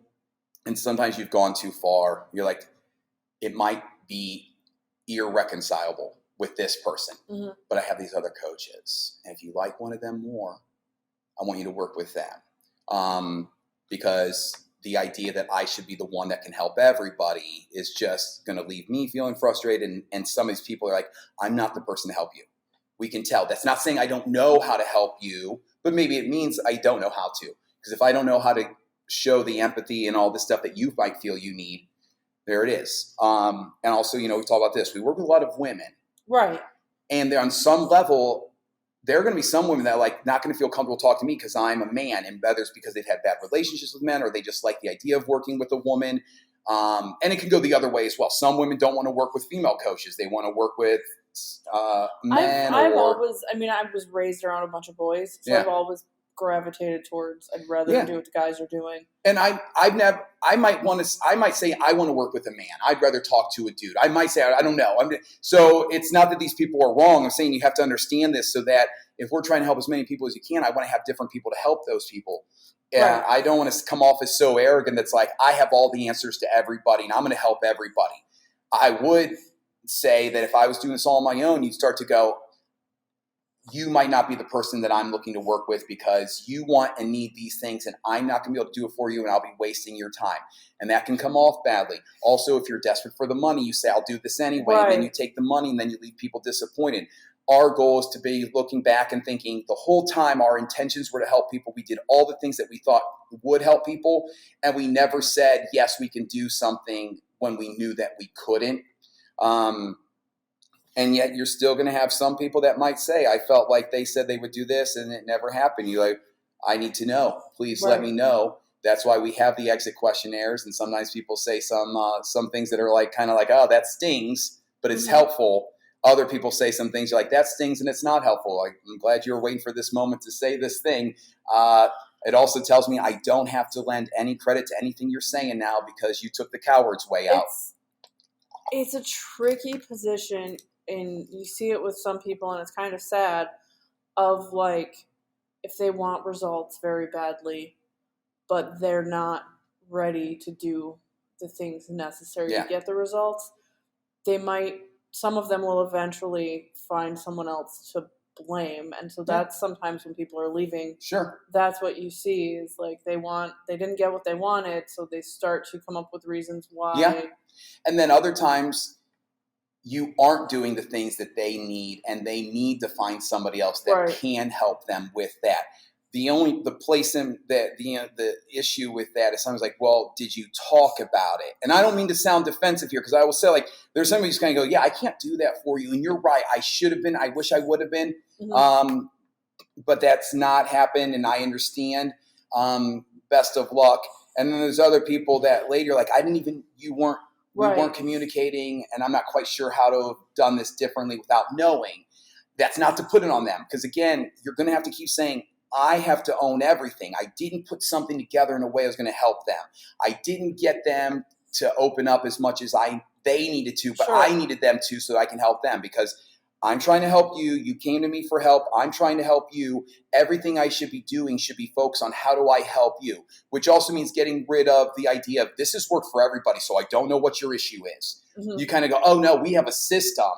Yep. And it's what we love about PN as well. The idea is like we have ideas of things that are going to work, and then we're going to try to figure out how do they work for you and how do we make adjustments. So the same way we modify exercises, we try to modify nutrition for people and understand. So that's interesting because actually Kat and Tia and I were talking about this concept earlier this week was the idea of coaching through love languages. Yeah. Because Tia was like, oh yeah, I've had a lot of success by like buying myself presents after I do a certain amount of things. She'd be like, if I, food journal for this many days, I go buy a pair of shoes. And I said, Tia, that's not going to work for me. I'm just going to go buy the pair of shoes. Yeah. Right. Yeah. So you got to have those things. And then we also speak in our love languages, which makes it hard for other people. If you're like, no, these are my languages. And you're like, oh, but those aren't the ones that work for me. Right. You go, well, I'm not doing this for you. I'm doing this for me. Like, oh, no, as a coach, I am doing this for you. Martin Rooney even said in that video to Carrie, remember, it's about others. Yeah. Or whatever he said. I wasn't paying attention to anything the guy says. Clearly you were a little bit. Right. But it's right. It's true. He's like, it's about others. And that's the task you take on. Now, your own personal fitness journey, that's about you. Mm-hmm. Our members don't have to think about it in that same way. But what we find is that they will think about the other people because human beings are typically pack animals, right? They want the camaraderie, they want the tribe, the community, the fit family that we talk about, and they will support each other, because not only is it like I don't want to say the right thing to do, but it's like it's the nice thing to do to support them, but it makes them feel better too, because also they're saying, when I do a thing, there's a idea of reciprocation as well. I'm going to be nice to you and support you because I need to be supported and I need people to be polite to me. It's not selfish. It's, treat others the way you want to be treated. Hey, you're doing great. No, I feel like shit. I'm fat and I haven't. What can I help you with? You're doing well. I know you have a lot going on right now. You're beating yourself up. What can we do? That's right. If you said something, again, we go back to, oh, you look great. Have you lost weight? That's somebody saying, oh, I want to be nice. We're trying to connect. I'm a good person. I think you're a good person. And I'm going to say these things. And then when you see me, you should say something like this, but don't say you look like I've lost weight, because I'm going to say, no, I didn't lose weight yet. Now I'm bigger. So they'll give you compliments they wouldn't give themselves. And we have, as coaches, need to understand the way they feel. What I've been trying to focus on lately is because in a group environment, this is what happens. There are more members than there are coaches. So it's difficult for the coaches to say, go to all the members to find out, like, you need anything. It's much easier. It works much better if the members feel comfortable coming to the coaches. So that's one thing that I've been trying to focus on lately, is making sure they know, like, we're open, we're here, we're available for you to come to us. And when you do come to us, we are going to do our best to help. Mm-hmm. So if you don't feel like, if you just sit here waiting and getting mad because no one's came to you, it sucks. Yeah. But sometimes it's like, come, trying to make sure we're as open as possible, because people aren't going to come to us if they don't feel comfortable. Yeah.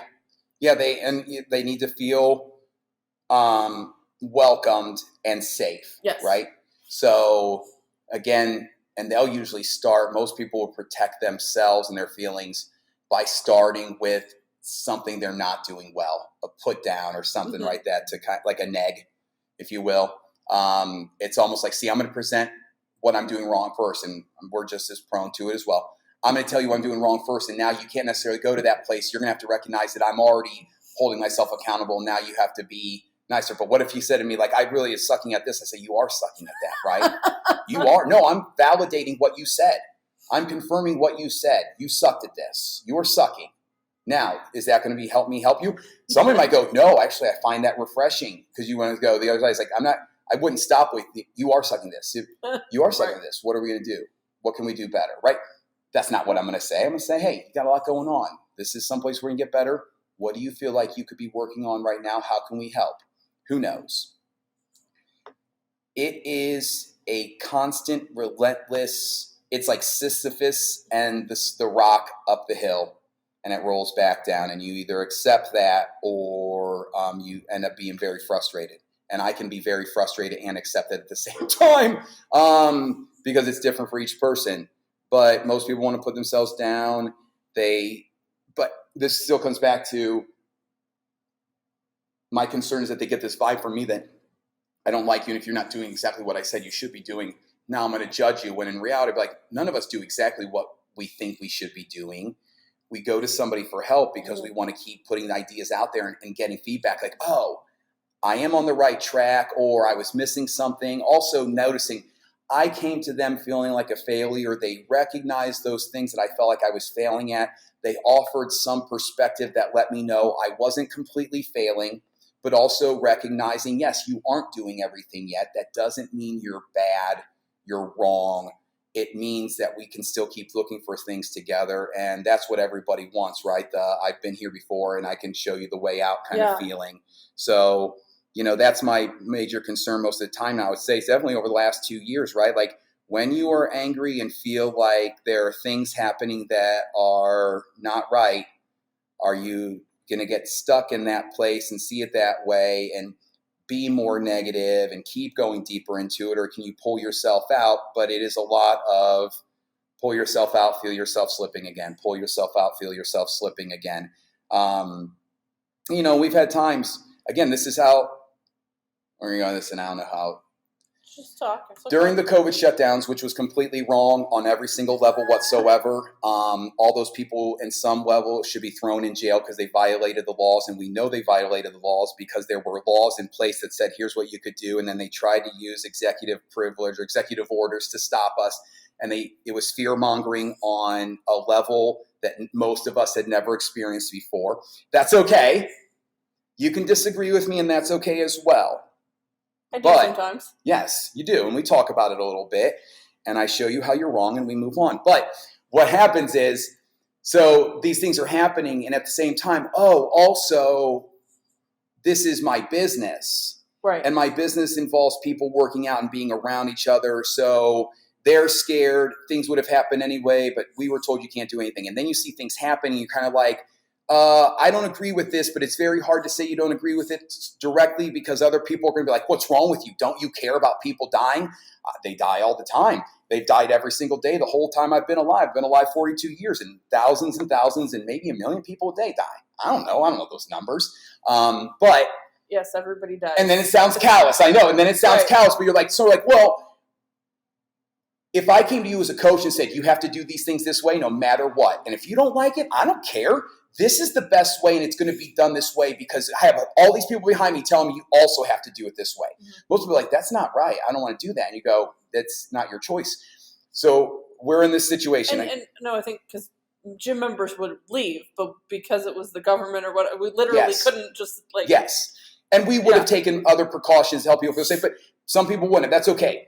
This isn't a COVID thing that I'm talking about. It was a reaction to it, I guess you would say. And I know this is, and it's such a nuanced subject and also very touchy for some people that they might not like what I say. But if we talked about it directly, we'd keep coming. Oh, I understand where you're coming from. Here's where I'm coming from. Not I'm right, you're wrong. Right. But literally, we know the shutdowns were wrong because there are laws. But I keep going there. And to me, I don't necessarily. Just because there were laws against it doesn't mean anything to me. But you mean the things that guide people's behaviors that say this is fair to everybody and you shouldn't violate them? I mean that some things are laws that I don't think are wrong, and some things aren't laws that I do think are wrong. So I don't live my life based on arbitrary. Well, I do a little bit. You have to, yes. Right? I mean, this Sometimes is a situation. There's a lot of things that aren't worth fighting. That's true. Some things are, but anyway, to me, like. I know we had a different perspective on this. I was scared. You not so much. Also, it was very new. So to me, and this might just be being way too much of an optimist, I felt like people were doing the best that they could in the situation. And that after the fact, it's like, okay, maybe that wasn't the best thing. Mm-hmm. I don't necessarily think things were done maliciously. And that could just be maybe and see, you do. I think I think it's a 50-50 proposition at best for most people. There were people, I mean, we live in a state that didn't have to deal with the same thing the same way. But whenever you saw the same people telling you have to do these things and you saw pictures of them not doing the thing, you realized, this is a different situation than what we're actually talking about. We're going to get too far into talk about how grateful I am that we weren't in California or New York because Canada. It was hard enough. It was hard enough the 2.5 months we had to deal with. California, like LA County was shut down for like a year. You couldn't have a gym open. Yeah. And then you started seeing people that were saying things that you might have been surprised by. But for me, I was like, good, I'm glad they're saying it. So maybe I was saying things, or it wasn't what I was saying directly and just saying what I felt. That was sometimes happening and people didn't like it. There are other times when you could sense that I was irritated by this situation and it wasn't coming off well. It wasn't getting people motivated, especially if they disagreed with what I felt. Right. So the combination of disagreeing and the way my demeanor during that time could have been very hard for a lot of people to deal with.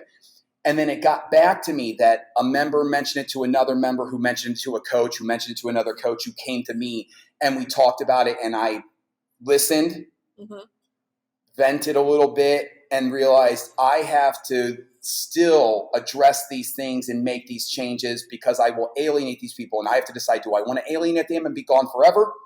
Or do I be like, that's a good point. I still have to work through my own thing to make sure I'm still giving people what they need. And we did. The point that the reason we got here is because I was saying, that person didn't come directly to me. Right. They went to somebody else who said, you should talk to this person, who they went to that person who then said, well, I'll talk to this person who went, and that communication there, first of all, takes forever. Might be off about what somebody said or didn't say. It was very general to me. So there wasn't anything like, oh, they said this, that's horrible. But I mean it like, oh, the part of me was like, man, I wish I was doing things in a way that people felt like, hey, I notice you're right. But I don't know if that person started it by like, I don't really like this and I think it should be this way. Mm-hmm. And the next person softens it until it comes to you. Cause you're like, come to me with the harshest part if you want to talk about it and be not like criticism, right? Whatever it is. And that's this. But anyway, you have to hear those things, you kind of go, oh, okay, I have to make these changes. Well, this is the same thing as what we deal with right here. I'm doing everything right. I'm not getting the results. You're not doing everything right. Mm-hmm. If you said, I'm doing everything you told me to do and not getting a result, okay. If you're doing everything we told you to and you're not getting a result, then we need to fix some of the things that you're doing. If you're not doing the things that we told you to do, then you still need to be consistent with that first. And we go this way. And sometimes it requires saying things that aren't going to come off well at first, right? Like, and you got to go with it. I care, right? Oreo cookie. I care about you. You're doing a lot of great work. You're showing up. You're putting that work in here at the gym. I think that you need to be doing this and this and this. We need to focus on these things. And I think that if we make these changes and I know you can do these things better, we're going to see a result come from it because like I said, you're doing great and I believe in you, right? So we can have that. But you're sitting across from somebody and it's scary to say, I don't think you're telling me everything. Right. And if I don't have all the information, how can I make a conclusion about this? And so you're trying to work with these people because, again, it's still coming from, I want to help you get the result. Even if I didn't like you, let's say I hated your guts. Sure. But you get a result is good for me as a coach as I feel more confidence. Like I help this person. I can show other people. So hopefully it gets other people, members in the gym motivated, members that are people that aren't members yet motivated to come to us as well. So there are reasons why, and some of them are selfish, but as long as the thing that you're doing helps the other person as well, nobody is completely altruistic in any of their behaviors. We know this. On some level, it still comes down to I did it because I felt like if I didn't, I would have felt bad, right? But that's not usually how it is with most of them. I'm saying this thing, and in reality, what I'm saying is most people are still somewhere in the middle of that place like, oh, there's some things you're not. Mm. And we can keep working on these things. But there's probably a couple things that still a struggle for you to even acknowledge you're not doing yet. And other things you feel comfortable saying, I'm not doing this yet. And in my experience, for most people, they'll quickly tell you the things that they're not doing that they need to be doing. And it's very hard for them to tell you the things that they are doing that they know are linchpin. And that's what I find, at least for me, is there's probably using something that I know I need to change and I don't want to yet. Yeah. And you are probably not going to get that out of me no matter how you approach it. Yes. But that could be the thing, the only thing that's stopping me or the thing that really needs to be talked about. And so it doesn't because I'm not there yet. You might not be there yet, or a member might not be there yet. And there's also the part of, you said this thing one time and it hurt my feelings, or it stung me, or I just didn't like the way you said it about somebody else. And now there's a level of distrust. Right.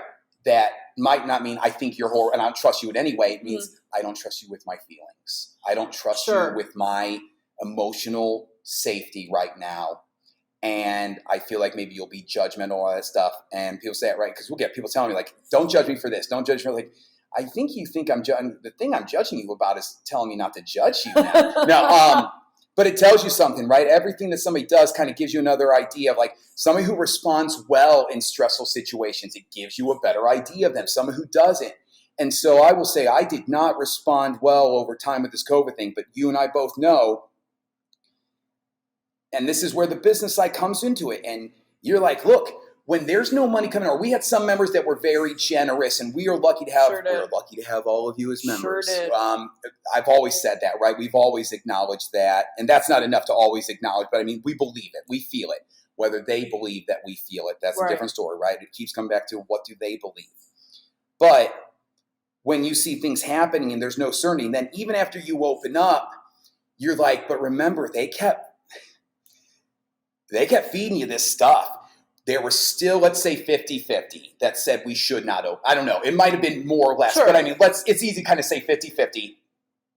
Open up, don't open up. And we're not even getting into the details of the subtleties of it. I mean, there were people like, no.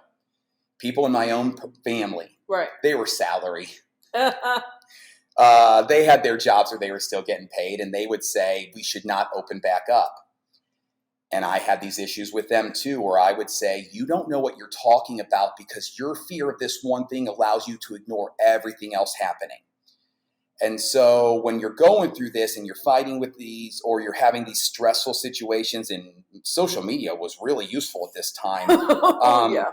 But also, there are things I got so fed up with, and I would still argue with people about it now. And we could in this video right now, but we probably won't, because we would still kind of acknowledge we feel differently. We'll keep moving on, and that's not going to stop us. But I will say that there were things being said and done, and there were ways that people were saying and doing it that you're like, you're going to cause a problem down the road if you use this approach now, and then you're going to.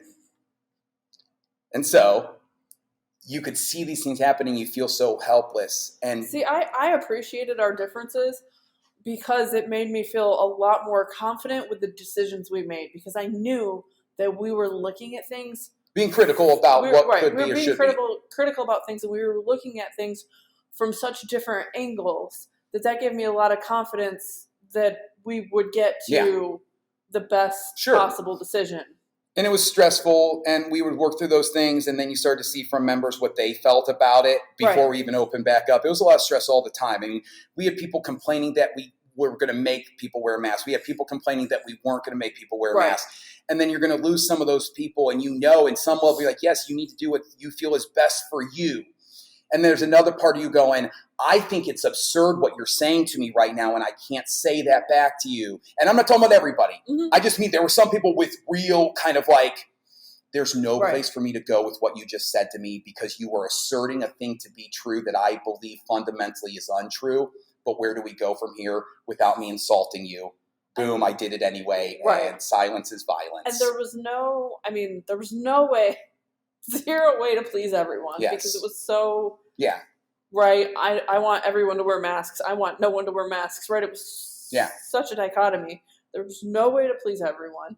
And then even sometimes where I would be like, hey, Josh, maybe tone down the anger a little bit. Yeah. You'd have other people who were like, I love it when Josh is angry. More angry Josh, please.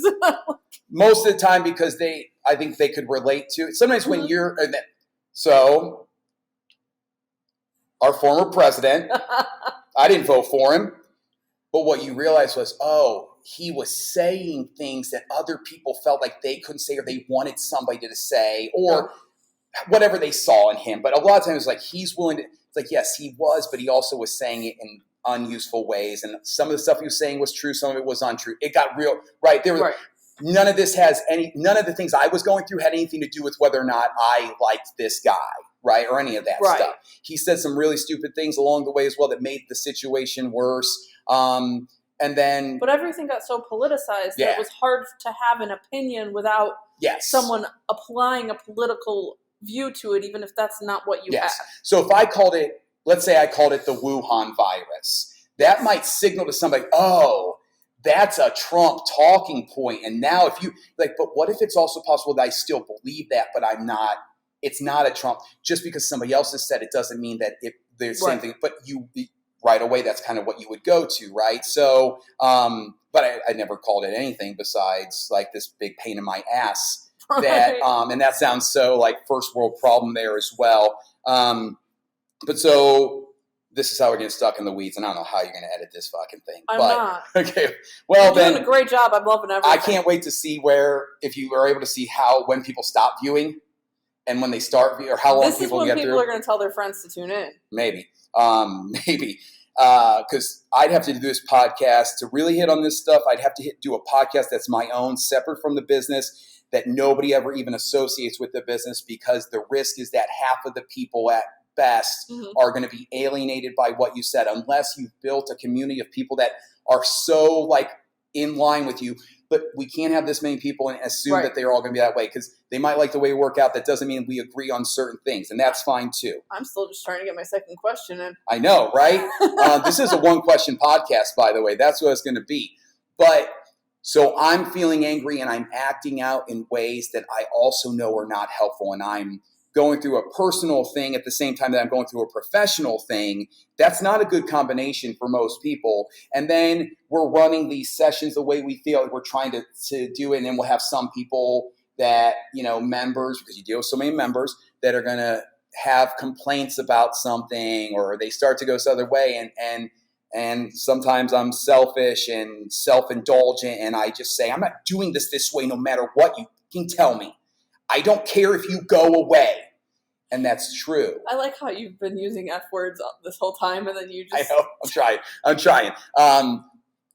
But because that's more fun, because they have to fill in the blank and they know what you're saying, but you go, I didn't say that though. And like, I know what you meant. It's like, maybe that's because you're dirty-minded. But we're going through all this stuff, and then it's affecting the team as well, because believe me, I'm not one of those people that's like, oh, you really feel this way? Well, then because your feelings... I'm going to have to ignore what I know to be absolutely fucking true, which is, if you don't feel safe, you keep yourself safe. Right. If I don't feel safe, I don't force everybody else to do something that has me feeling safe if they're not doing a thing that is unsafe. I don't like being in a crowd of 5 people in a small room. You guys have to leave. Like, you don't own the room. Mm-hmm. You do not care about my feelings. But... again, we could come back to what it should have been was, because we're talking about influence, is here's what we believe to be the case. Here's what I believe is going to keep you safe, and I encourage all of you to do this, and I will encourage you and encourage you and encourage you. What they sort of did was, we've talked to people, we want you to understand we're doing this because we think it's best, and now you can't do this. And now my energy is going to be focused on convincing you that the thing we're making you do is the thing that we should have made you do. Right. And the fact of the matter is, they didn't get any more participation by making it, like, by trying to force it. Yeah. They didn't change any minds. No. They may have gotten some forced participation just because, like, oh, I can't do this. Yeah. I physically am not allowed to do this. But for the most part, they didn't get anything more by forcing than they would have by just laying out, this is what we think is best. So when you have when you have to walk your dog, if you have a dog who's very strong and also aggressive and kind of, not aggressive like mean, I mean like ready to go and do stuff, you don't put a chest harness or a neck collar on them. You put a gentle leader on them. Because when you pull at a dog who's trying to go hard, this is their strongest area. And it's almost like you're pulling at a spring, and they will unload the spring. Hold it. You ever see the dog? You hold the dog back, and their front paws come up. Yeah. They don't come down and go, oh, I didn't realize you didn't want me to do that. If you let go, they're going to go. Gentle leaders pull them a little bit and say, hey, don't do this, and then come back. Don't, because this is where they're weakest. So their necks aren't very strong, so you can pull them this way. So we learned this in jiu-jitsu. Where the head goes, the body follows. Yeah. So when you put but when you put the whole body harness and you think you're going to control that dog that way, you are going to put a lot of effort into controlling that dog that way. You have to, because the response is this other thing. So it's not only what I'm stopping now, it's what I'm going to have to stop in a second from now, because the only reaction I know is going to come from this. And you know it because we see it with dogs. We know this, right?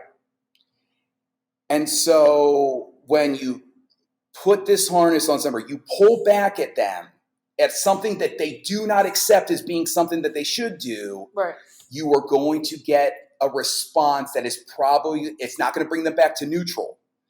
And that's where it got crazy. Right. And we see that with our members, right? I eat this very, very little bit. I'm intermittent fasting. I eat one meal. It's 600 calories. I do it every 2 days. And you're like, and are you getting results? So they're like, yeah, but I'm totally burned out. Or no, actually I've put on weight and I'm not sure why. And it's like, because you're probably binging. Because the response back is, and I use an extreme example. And well, so what this is making me think of, obviously with precision nutrition, like client-based or client-centered coaching versus Yes. coach-centered coaching. Whereas Mhm. like the coach-centered is like, I want you to do this, and that's the harness or whatever. And client-centered, you know, it's the gentle leading. Yeah, yeah. Like, Well, it's the sometimes, because if someone is really dug in on a position, you're not going to change them. You're probably going to alienate them, upset them, get less of a chance of getting them to change something that they might need to change. Yeah. Whereas if you can kind of be more gentle about it, don't keep pounding at the area where they're strongest, you might be able to make some real changes. Yeah. So no, the resistance is usually going to be followed by an overreaction or a response because you've been telling me not to do a thing, and the whole time I've wanted to do that thing, and I'm going to go do that thing now. And so we get this, the gentle leader is, oh, you're getting distracted by thing, and I'm going to kind of pull you back and shake it a little bit to get you pulled back. The gentle leaders, you don't yank them. You don't need to. It's just a little tug, and then eventually you get in there. Now, I don't think of people aren't dogs. So I don't mean to insult people when I say that, but on some level, we are animals. What's up, Ray? Special guest star. Have a good day, Ray. And so during that time, we go back to that stuff that I guess it's been 2 years now, over 2 years in some way. And it's been phases. I would say it's been over 2 years, but also it's been 0 days because it's still going. Yeah. Like we're still dealing with certain aspects. Yes, and yet you still find that people have softened to a point where most people have. And that's, I don't know if that's a good thing or a bad thing. I don't care. I like some ways that people have softened, and there are other places where it's like, as long as you're keeping yourself safe, don't get reckless and don't be reckless with other people. Right. But, if you have it, don't go places. But that doesn't mean if you don't have it and you don't have it, don't go anywhere because you could possibly get it because you got somebody else doing everything. It's going to cost you more, right? The less you're willing to do for yourself, the more it's going to cost you. So if you feel like, oh, we have to order now, this has nothing to do with anything except for stores cannot do personal shopping for free. And you will see it in the cost of the things that you're buying, but not that they charge you. Now, a store's either going to charge you and you're paying for it, or they say, no, we're doing this complimentary. No, it's not. Because what you're paying that person to do this job, you're going to charge me for, or you're going to charge everybody for, right? I mean, one thing, people talk about, Walmart has no cashiers anymore. Well, no, those people are in the aisles picking out people's groceries for them. Yeah.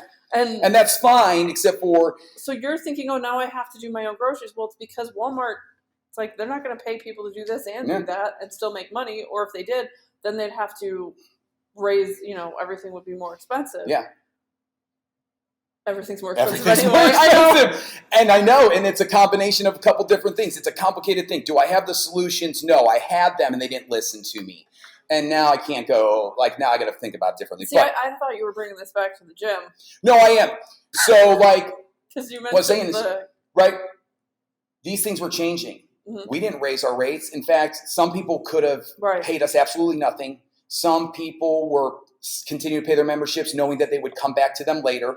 Other people were like, I understand what you're going through and I can afford to, so you don't have to give me any sort of thing. And then other people later would say, oh, now I'd like also this thing back. And you're like, well, you shouldn't have done it as a favor to me if you expected something in return later, but we're also in a business, so we understand that as well. So we have to deal with those things and people asking us what's going to happen here. How the laundry would have been shut down. We literally had a person go to the bank and ask for their money back for that month, that half a month that we were open in 2020 because he wanted his money back as opposed to give us some time and we'll try to figure out what's going to work. He was like, no, he knew and he wanted his money back. And that's one of those people don't ever come to me again. Because even though I run a business. That was day one. He didn't even know anything that was going to happen. Legit was fine. He was the person that probably bought, a whole shelf of toilet paper and said, F everybody else, but I'll sell it back to you. I'll sell it back to you a little bit more per roll. And that's fine. Because what we go through here, if people expected us to say, no, you always rise above. In fact, you don't feel anything. You're only focused on this do you want somebody who doesn't live in the real world with you? Right. Or do you want somebody who is able to acknowledge these things? And some will go, no, I don't. Actually, Josh, I want you to be this other thing. It's like, I can't be that thing, so you're going to be gone. But we're doing this thing. So then we have to change the way we train. Yep. Because we had an awesome system before that was not going to be possible. It still was. It wasn't going to be possible. It still was. We're going to fight about that. I don't want to fight about that. But so we had to do these fucking boxes on the floor. Yep. Right? We put everybody in invisible cages. I would say so invisible that it wasn't any safer than anything else. But it was, right? We go, no, it was safer. Not if you spend we're going to fight. Not you and I fight. Anybody want to fight with, right? Somebody, but. This is the beauty of a podcast. Not a radio show, not a call-in. They can fight with you later, but they're going to have to find you. Yeah, they can't fight with you right now. That's true. So. But I want the fight. I'm happy with that. Like, this is stuff, I'll go into this. Look, we got 4 more hours of this, folks. We're in big trouble. You don't understand. Nobody's going to watch this fucking thing because it's too long. Remember? It's going to put a couple people to sleep. And that's good, too. We got those. But so you have a long memory, my friend. We had choices to make. Yeah, I just let stuff go. We had choices to make. And when you had something before, you're also going to be working against how much different is this than that. So you were stuck in a spot, but then we needed equipment. And I couldn't replicate all the equipment for 20 people, but we tried to figure some things out. We spent a lot of money to buy that equipment at a price that was much higher. Right. I could be on a beach in Costa Rica right now if I would have just closed the gym and sold the equipment. And at that price, because it was like $4 a pound for everything, because everybody lost their ever-loving minds. Oh, yeah. And so... I can't go to the gym anymore. I'm going to buy all the dumbbells. Yes. So now dumbbells are... Now dumbbells are expensive, and we can't find any more because they're made in a country where we believe this thing originated. But because we had a dependence on these things, right? There's a lot going on here that we're talking about that could relate to what we're doing here. When you are too dependent on one thing to give you everything you need, if that thing falls through, you're in trouble. So here, if we were too dependent on it, no, we can only do it this way, we're screwed. But if we can make some changes, but we're spending this money and we're investing it. We are investing it. I don't want to say like I was wasting money. But you're investing this money, you're trying to provide this thing for people, and then there's still people that are like not satisfied because they're comparing to it, which is natural, I understand. Right. And it wasn't like they were being rude about it, but they were also telling you, which gives you a sense of frustration and fear. Are you not going to be happy? Are you going to leave now? Am I going to lose more business? Am I going to lose more business? Because I'm doing this as a job. I need to make money. I don't live high on the hog, folks. So it's not like they saw somebody who's rolling in with my gold chains and my Mercedes and like, you leaving? What do you mean? No, it was like we were doing what we could. This isn't anybody else's fault. This isn't on our members at all. They have that right. I would rather somebody leave than stay and complain the whole time unless they were more like, I want to be here. We're going to get through this. Then over time, you start seeing people, right, at first, maybe 50-50 mask, unmasked, but probably more masked at first. And then you start to see very quickly unmasked. In fact, at some point, we had to say this row is for the masked people. Right.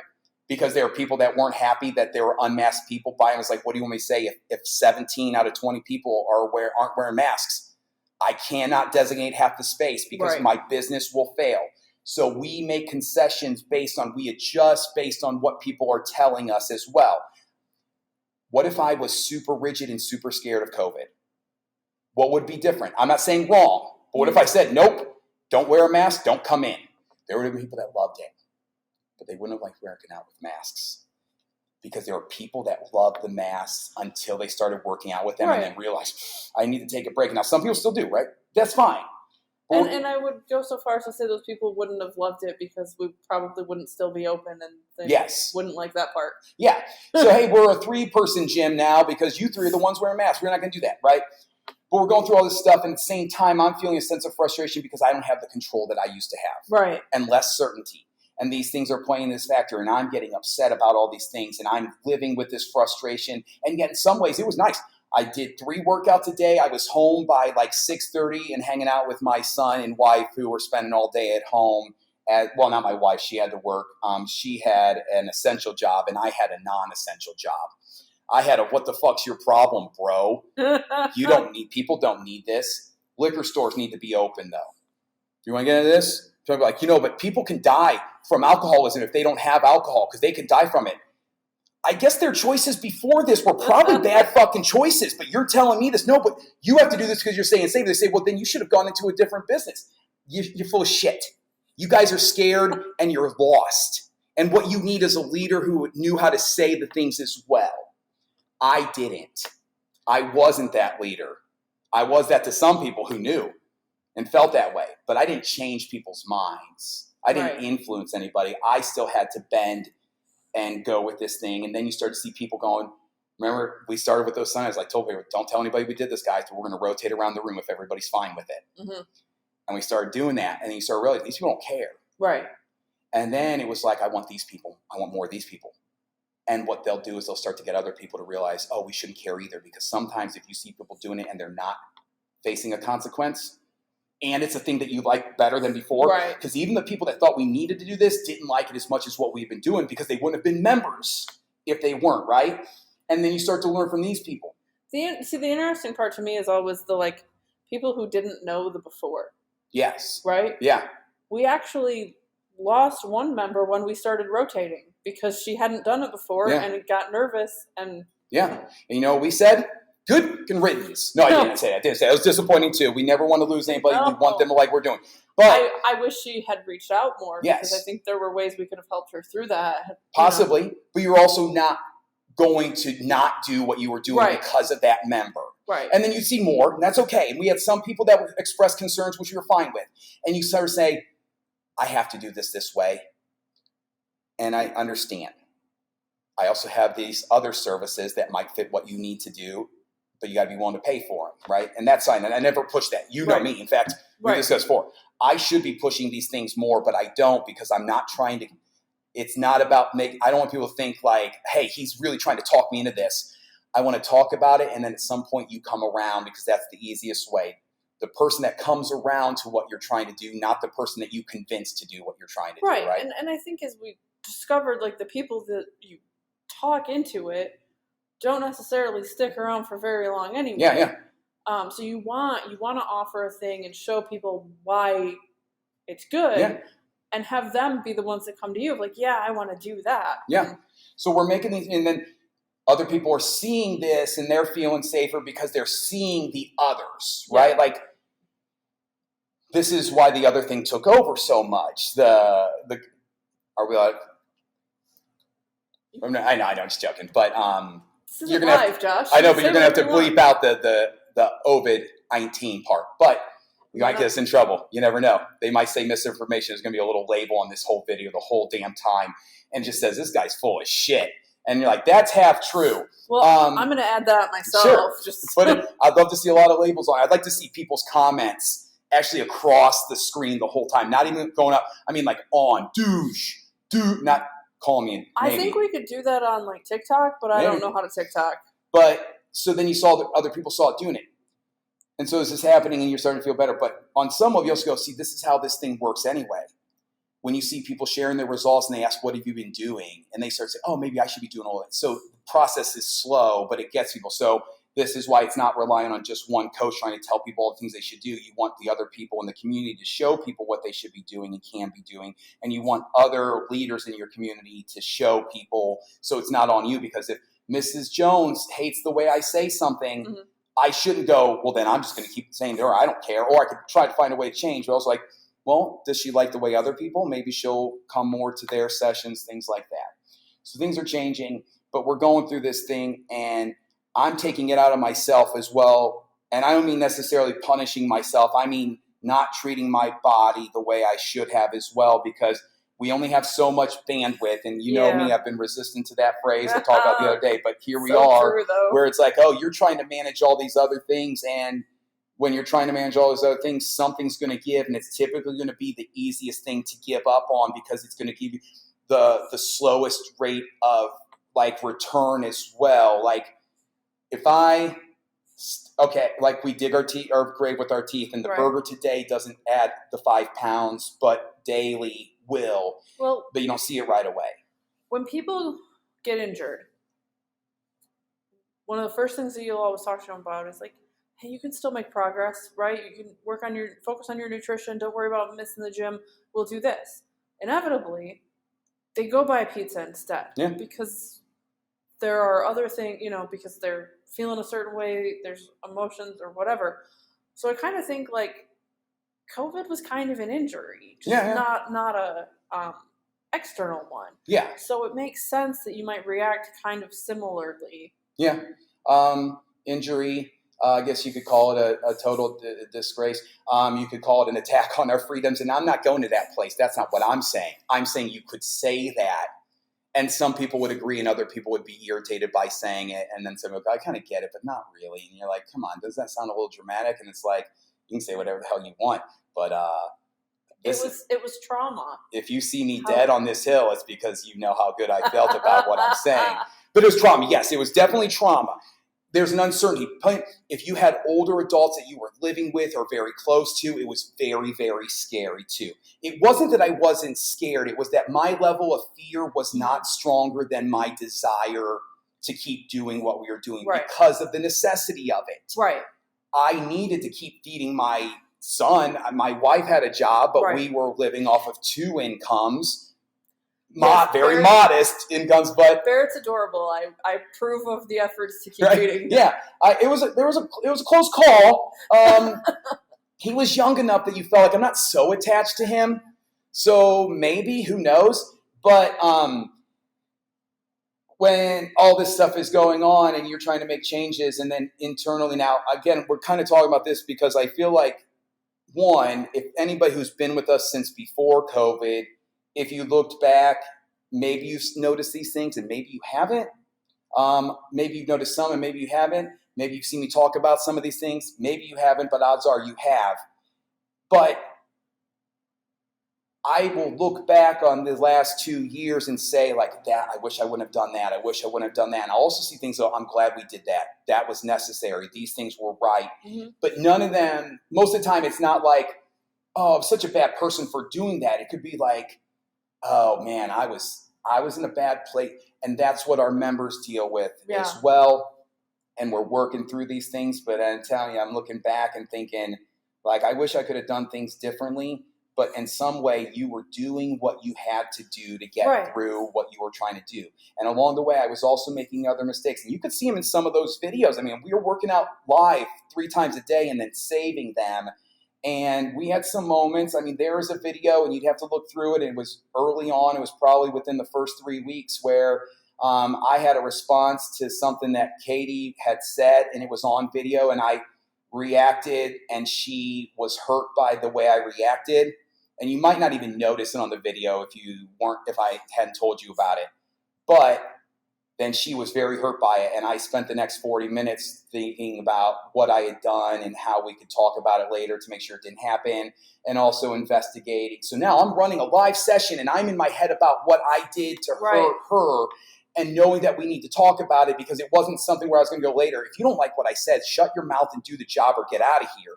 It was, oh, let's talk about it, because I know that I'm behaving irrationally at times.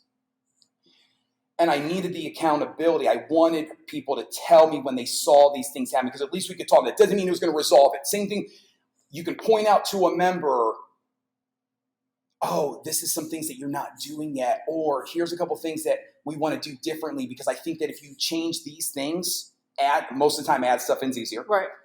If you do this, I think we're going to get a result.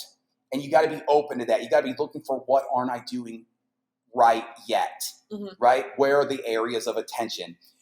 And as a leader, that's what I need to do. And it was impacting everything here. And then it's going to what's the word I'm thinking of? It's going to metastasize? No.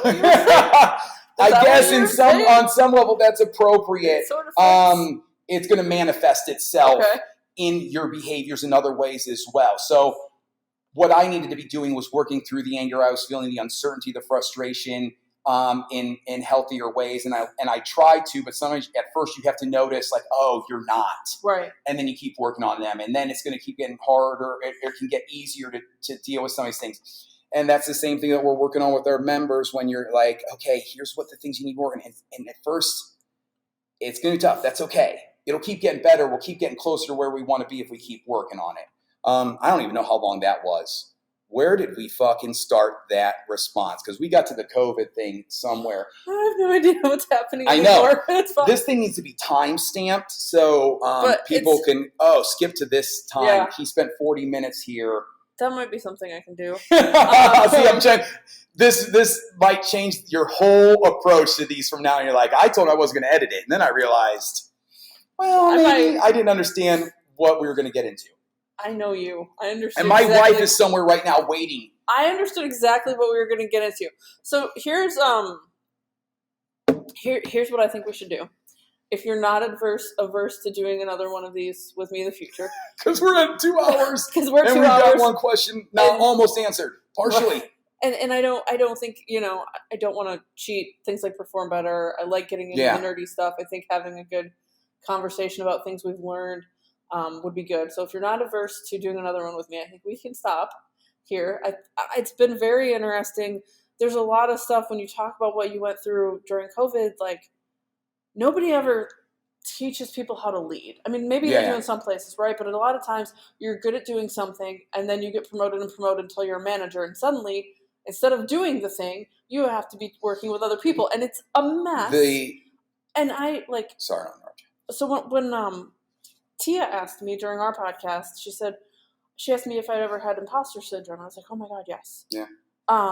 And especially remember when we started and I didn't want employees because I was terrified that they were going to realize I had no idea what I was doing. I don't have that problem anymore, but it took years. But now you have the problem of employees. Just kidding. Right. Well, yeah, you mentioned the leadership thing, and one of the biggest, I don't know if it's a regret. In some ways, it's a regret, but that I didn't take a different path to get to the ownership of a gym. I would have preferred to have learned under somebody else who would have seen enough in me to say, I'm going to show you. So they're called mentors. Right. And they show you what it's like to do the thing. And you're an apprentice, right? So you have your mentor and you're an apprentice, and then the apprentice becomes a journeyman. Mm-hmm. So the apprentice learns from the mentor, and you learn these things. And I would have loved to have had it because on some level, I'm unemployable. And that's why I started my own job. But I never wanted to be my own boss. It was never because I wanted the freedom of not having to do stuff. It was because I was afraid that I couldn't work for someone. And I didn't know where to go either because it wasn't in the industry. And there was an opportunity that I missed out on it because of some other things that I had put in place that I couldn't move backwards on, personally and financially. So there was an opportunity at one point. It was the opportunity for the opportunity. Right. So I don't want to present it like I could have done this thing and I just chose not to. It was the opportunity to see if I could have had this other opportunity. But I am not one of those, and I don't want to come off that way as saying, I know everything to do and I've just been doing, I'm a natural leader and no, I've made a lot of mistakes and I wish I would have learned from somebody above me who would have been able to teach me as well, and then brought this, because the apprentice becomes the journeyman who goes out and learns as they're doing, right, and then typically either finds a place or returns to be the master. Instead, we started our own business as apprentices. I started as a journeyman, right? I started as a journeyman, but I should have been I skipped apprenticing, and so what I had was someone who didn't have enough of learning from a leader who then has to make all the mistakes and learn from them, and some I'm not going to learn from, or it's going to take me many more years. And you also want the mentor because they're going to teach you how to be a mentor. Right. Whether maybe not directly, but you go, how did I learn from this person? So not only did you have to learn what you're doing the hard way, but learn how to teach other people the hard way. And so that's been a big regret. I've always been looking for mentors. I never knew how to ask for a mentor. I never knew, because you got to put yourself out there. Mm-hmm. To be somebody's protege or apprentice, they need to see it in you. And you can either hope that they see it in you and offer it, or you go looking for it and then prove that you're worthy of it, even if you aren't good enough yet. I lied on this application. Now I'm going to find out, but maybe you could. Maybe you fake it till you make it, right? But I didn't look for that because I didn't know how to. No, even when I started working at Bally's, there was not a lot of mentorship. It was the manager wanted me to sell, right? You got to sell, got to walk the floor. You got to get these people. They didn't care about results. He told me, you don't want them to get results. We'd sell packages. Right. Whatever, 12, 24, 36 sessions. Hopefully you're going to use those up in 1, 2, or 3 months. Not everybody did. But he was like, you don't want them to get results in their first 12 week or 12 session, 24 session package. You want them to feel good about what they're doing and then still need that result so you get them to sign up again. And to me, you're like, no, that is the exact opposite of what you go into this trying to do, right? As a coach who cares. And that information was like, you shouldn't be fucking selling. They should have had people that we sell and you coach, because we will be better salesmen and you will be a better coach if we don't have to try to do 2 things at the same time and don't have the frustration or the fear of like, I still have to talk. Hey, this was your last session. Did you still want to resign? No, I'm going to do. Oh, okay, I get it. Why didn't they? I don't know. You fucking sit with them. Well, we're going to try to teach you how to be a better salesman. I didn't sign up to be a salesman. You're like, well, you did when you took the job because you knew it was. You're right. But now I'm not going to be better at any of those things. And our approach is very different now because of some of those things. And that was the way we told other people, like, you're not going to have to sell. Our coaches don't sell. You don't have to. You could, but you don't have to. Your job is never to convince somebody anything. You ask them questions, how they're liking it, give them the experience. Hopefully they like what they're doing here. But there are people that I would have loved to have learned from that I didn't. And that's always going to be a place of like, what could have been better. Do you want me to call them? Yeah, ask them. You can still learn. That's true, and I still do. That's why we go to places like Perform Better, because I'm talking about people that I could have had internships with that were Perform Better speakers, which in itself doesn't mean anything. But if you're a Perform Better speaker, it means you're probably doing things well that people should learn from you. But I never had that. So this is why I've made so many mistakes as a leader as well. And some of them I learned from, and some you keep repeating. And you kind of go, man, what's going on there? And you're like, I'm in a rut and I don't know. And you need that person to go, oh, I'm going to help you get out of it. So that's always been one of those places, because then the pressure of being a mentor to anybody else becomes harder, because you're like, I don't know what I'm trying to do. And I can only show you by doing these things. So as we're going through all this stuff here and you're learning some things, and you know that for me, it's like, oh, we're going to make some mistakes, but we keep figuring some things out and we're going to keep making adjustments. And that's not always easy, because it's also not the most conducive to streamlined success. Right.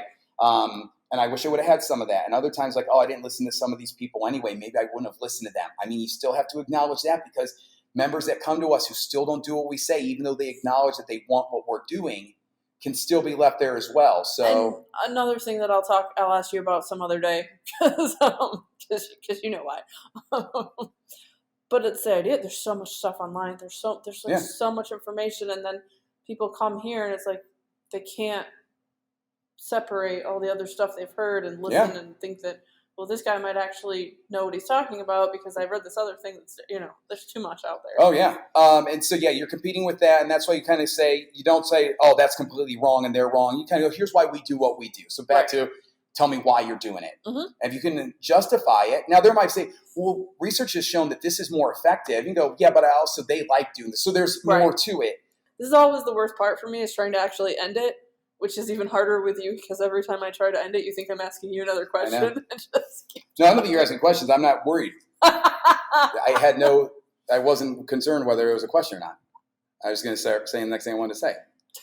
I haven't actually been here the whole time, have I? You've just been talking. Stream of consciousness. What just happened? Amazing. What just happened? Where am I?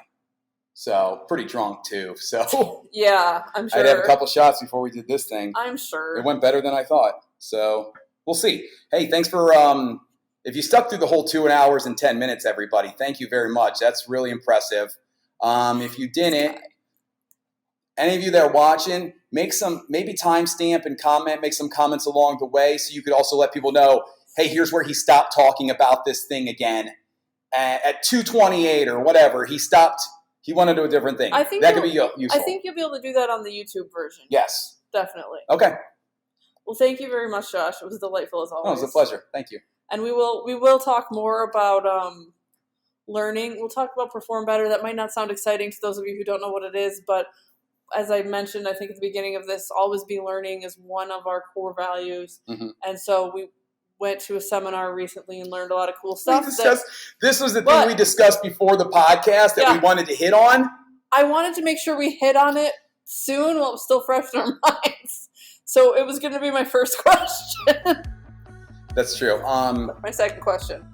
If you remember, I started this by asking you a question that you didn't want to answer, and then you talked for 2 hours. Yeah. Well, you can't spell learning without leer. I don't know. All right. I'm still working on a closing line. I have nothing. Anyway, this has been another episode. Another episode of Fit Life Journeys. My guest today was Joshua Douglas. I'm sure he will be on more in the future.